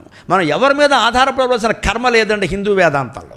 నువ్వే నీకు ఆధారం, నీ మనస్సు నీకు ఆధారం, నువ్వే నిలబడు, నువ్వు చేసుకో హాయిగా, వారెవరి మీద ఎందుకు. అందుకని మనం ఆస్తులు ఎందుకు ఇస్తాం? అక్కడ ఏదో కాస్త తలకొరవి పెడతాడు కదా, దాన ధర్మాలు అవి చేస్తాడు అని, ఇది కూడా వాడి మీద ఆధారపడాలి. వాడు పెట్టకపోతే పెట్టబోని, ఎవడో పెడతాడు కొరివి, పెట్టకపోతే మానేస్తారు. మున్సిపాలిటీ వాళ్ళు లాక్కెళ్ళిపోతారు, మనకేం సంబంధం? మనం ఆ క్షణంలో ఎలా ఉన్నాము? అంత్యకాలేతు మామేవ స్మరణముక్త్వా కళేవరం యః ప్రయాతి సమద్భావం యాతి నాస్త్యత్ర సంశయః అంటున్నాడు భగవంతుడు భగవద్గీతలో. ఇది జరిగిన వ్యవహారాలు దేంతో నిమిత్తం లేకుండా ఆ చివరి క్షణాల్లో నన్నెవరైతే నమో భగవతే వాసుదేవాయ నమః శివాయ నమో నారాయణాయ శ్రీమాత్రే నమః ఇలా ఏదో ఒక మంత్ర జపం చేస్తూ వెళ్ళిపోతాడో వాడి సంగతి నేను చూసుకుంటానండి, కింద ఏం జరిగినా నాకు అనవసరం అని చెప్పాడు. అంతకంటే అభయం ఉంటుందా? దానికోసం మనం ప్రయత్నం చేయాలి. అందుకని ఈ మృత్యు భయం వల్ల సంతానాన్ని కంటున్నాం, వాళ్ళకు ఆస్తులు ఇస్తున్నాం. కాబట్టి ఈ స్తోత్రంలో ఏం చెబుతా, ఈ మృత్యువు నువ్వు కాదు, ఈ శంక ఈ భయం కూడా నువ్వు కాదు. అలాగే నమే జాతి భేదక, ఇవాళ సమాజంలో నిప్పుల కుంపటిలా ఉంది వ్యవస్థ, మీకు తెలియంది కాదు. ఎక్కడికక్కడ కుల ఘర్షణలు ఎలా ఉన్నాయి. చిన్న సంఘటన ఏదన్నా జరిగితే అది ఏం జరిగిందని తెలుసుకోకుండా దాని మూలంలో కూడా వెళ్లకుండా ఆయన కులమేమిటి ఈయన కులమేమిటి ఇంటూ ఇద్దరు కొట్టేసుకోవడమే. ప్రతి చిన్న సంఘటన మంచి చెడ్డ లేదు, ధర్మం అధర్మం లేదు. ధర్మాధర్మాలు లేకుండా మన కులం వాడు కాబట్టి మనం సమర్థిస్తామా అండి? ఇదేమి దారిద్ర్యం విధానం? ధర్మం కదా, వాడు ఏ కులమైతే మనకే, ఆడదైతే మనకే, మొగాడైతే మనకే, తప్పేదో ఒప్పేదో చెప్పాలి. కానీ నీ కులం కాబట్టి నువ్వు ఇటు మాట్లాడతావు, వారి కులం కాబట్టి వారు అటు మాట్లాడతారంటే ఎవరి కుల సంఖ్య ఎక్కువ ఉంటే వారు నెగ్గుతారా? మందబలం నెగ్గుతుందా, మంచి బలం నెగ్గుతుందా? ఇది మన మనస్సు కలుషితం కావడం వల్ల జరుగుతున్న వ్యవహారం కాదా ఇది? ఈ మన అనే భావన ఎక్కడదండి? అందుకే నమే జాతి భేదక. ఆత్మజ్ఞానం కలిగిన మనిషికి జాతి భేదం ఉండదు. ఆత్మజ్ఞానం ఒక్కటే వీటన్నిటికి పరిష్కారం అండి. ఎన్ని చెప్పినా సరే సంఘ సంస్కరణ కూడా లాభం లేదండి. సంఘం నన్ను అడిగితే వివేకానందుడు చెప్పినట్టుగా కుక్క తోక లాంటిదండి. ఆయన చెబుతాడు ఖచ్చితంగా. శంకరాచార్యుడు లాగాడు ఆ తోకని, రామకృష్ణ పరమహంస లాగాడు, వివేకానందుడు లాగాడు. ఇంక మాలాంటి వాళ్ళని లాగడం పెద్ద విషయం కాదండి. మేము పోగానే మళ్ళీ డాయ్ అంతే లెక్క. ఉన్నప్పుడు ఏదో కాస్త అనుకుంటే ఆయన అలా చెప్పేవాడండి పాపం, నిస్సంకోచంగా. నిజంగా గొడవైనా సరే ఆయన మాట్లాడేవాడు. పోయిన తర్వాత ఏమనుకుంటారు, అలా పోకుండా ఉంటే ఇంకో 10 ఏళ్ళు బతికేవాడు. ఎందుకో తెలియదు ఇక్కడ. ఇంకెలా పోవాలో అంటూనే ఉంటారని. ఇదో కుక్కతోక. వారి వల్ల మారని ప్రపంచం, శంకరాచార్య వల్ల, పరమహంస వల్ల, వివేకానందుడి వల్ల మారని ప్రపంచం మా వల్ల మారుతుందనే అపనమ్మకం మాకు పొరపాటున కూడా లేదమ్మా. మేము ఆ అజ్ఞానంలో లేవు. కేవలం భగవంతుడు ఒక వక్తగా కాస్త జ్ఞానం ఇచ్చి మాకు అప్పగించిన బాధ్యతను మేము నిర్వర్తిస్తున్నాం అంతే. దీని ఫలితం ఎలా ఉన్నా పర్వాలేదు, ఎంతమంది మారినా పర్వాలేదు, ఎవ్వరూ మారకపోయినా పర్వాలేదు. నా వేదాంతం నాకు వంట పడుతోంది చాలు. జీర్ణవంగే సుభాషితం. నేను చెప్పేది మీ అందరికంటే ముందు నేను వింటున్నాను కదా, నాకు తెలియట్లా. ఈ పరిపక్వత నాకుంటే చాలు. అందుకని ఇవన్నీ బంధాలు వదులుకోవలసిన, మృత్యు భయం వదిలేయి, జాతి భేదం వదిలేయి. నా బంధుర్న నా పితానైవ మేనైవ మాతా న జన్మ. తల్లి తండ్రి కూడా ఈ జన్మలో మాత్రమే తల్లిదండ్రులు, ముందు జన్మలో వాళ్ళు కాదు, వచ్చే జన్మలో వాళ్ళు కాదు. దీనికి శుకుడు ప్రమాణం. శుకుడు 10-12 ఏళ్ల వయస్సులో అపూర్వమైన అద్వైత జ్ఞానం కారణంగా వ్యాస మహర్షిని విడిచిపెట్టి వెళ్ళిపోతుంటే ఆయన పాపం ఒక ప్రేమ వెతుక్కుంటూ వెళ్ళాడు. సుఖ ఆగరా, నేను పెళ్ళాన్ని లేనివాడినా, కేవలం కొడుకుని కన్నానరా, శివుడు వరం వల్ల కన్నానరా, నేను ఏదో నాకు తోడు నీడగా ఉంటావు కదా అని కన్నానరా, నువ్వు కూడా వెళ్ళిపోతే ఎలాగా అంటే శుకుడు తండ్రికి ప్రదక్షిణం చేసి వెళ్ళిపోతూ, నాన్న 18 పురాణాలు రాశారు, వేదాలను విభాగం చేశారు, భాగవతం రాశారు, బ్రహ్మసూత్రాలు రాశారు, నువ్వు ఏ జన్మలో తండ్రివి, నేను ఏ జన్మలో కొడుకుని అన్నాడండి. అది సుఖమహర్షి, అది సుఖమహర్షి. వ్యాస మహర్షి కంటే ఇంకో మెట్టు ఎక్కువ. వ్యాస మహర్షి అక్కడ ఓటమని అంగీకరించాలి. ఈయనకి ఇంకా మమకారం పోలేదు, ఆయనకు అహంకారంతో పాటు మమకారం కూడా పోయింది. సముడై ఎవ్వడు ముక్త కర్మ చేయుడు ఈ సన్యాసి అయి ఒంటిపోవ, అలా వెళ్ళిపోతున్నాడు అంతే ఆయన. అలా కేదార్నాథ్ బద్రీనాథ్ వరకు వెళ్ళిపోయాడు. అక్కడ భృగుపాతం, ఆయనంతటా ఆయనే కొండ మించి లోయలో పడి వెళ్ళిపోయాడు. ఎందుకంటే ఈ శరీరం వదలదు. లేతే ఆయన చేసిన యోగాభ్యాసం కారణంగా, ఆయనలో ఉండే దివ్య తేజస్సు కారణంగా ఆ శరీరం 1000 ఏళ్ళు బతకచ్చు. ఇంకా ఈ శరీరాన్ని క్యారీ బ్యాగ్ మోసినట్టు మోయడానికి ఆయన సిద్ధంగా లేడు. అక్కడ ధాన్యం బస్తా మోసినట్టు మోయడానికి శుకుడు సిద్ధంగా లేడు. అందుకని దీన్ని వదిలించుకోవాల్సిందే. ఇతరులు ఆత్మహత్య అనుకున్నా మంచిది, ఏం పర్వాలా, భృగుపాతం అంటారు దాన్ని. సరిగ్గా అక్కడ కొండ నుంచి దూకేసాడు, వెళ్ళిపోయాడు అంతే. ఇక శుకుడు శరీరం కనపడలా. ఎందుకని ఈ తల్లి ఈ తండ్రి ఈ జన్మలో మాత్రమే, తర్వాత లేరని ఆయనకి తెలుసు. నా బంధుర్న మిత్రం, తల్లి తండ్రి లేనప్పుడు బంధువులు మిత్రులు ఎక్కడి నుంచి ఉంటారు? తల్లిని బట్టే కదా బంధువులు, తండ్రిని బట్టే బంధువులు. వీళ్ళు లేకపోతే వాళ్ళు ఎక్కరండి? అప్పుడు వేరే బోధ కూడా అవసరం లేదు. కాబట్టి గురుర్నై వశిష్యక, గురువుగా చెప్పేవాడు లేడు, శిష్యుడుగా వినేవాడు లేడు. ఉన్నది ఒకే ఒక పదార్థం. అదేమిటయ్యా? చివరి శ్లోకంలో చెబుతున్నారు. అహము నిర్వికల్పో నిరాకార రూపో విభుత్వాచ సంగృహ్య సర్వేంద్రియాణం నవా బంధనం మే న ముక్తిర్న బంధో, నవా బంధనం మే న ముక్తిర్న బంధో, చిదానందరూప శివోహం శివోహం. ఇంతకీ ఇవన్నీ నేను కాదని అసలు నేనెవరండి? ఇదే వేదంలో నేతివాదం అంటారు దీన్ని. నేతివాదం అంటే నెయ్యేసుకు తినడం కాదు. నా ఇతి ఇది కాదు, ఇది కాదు, ఇది కాదు.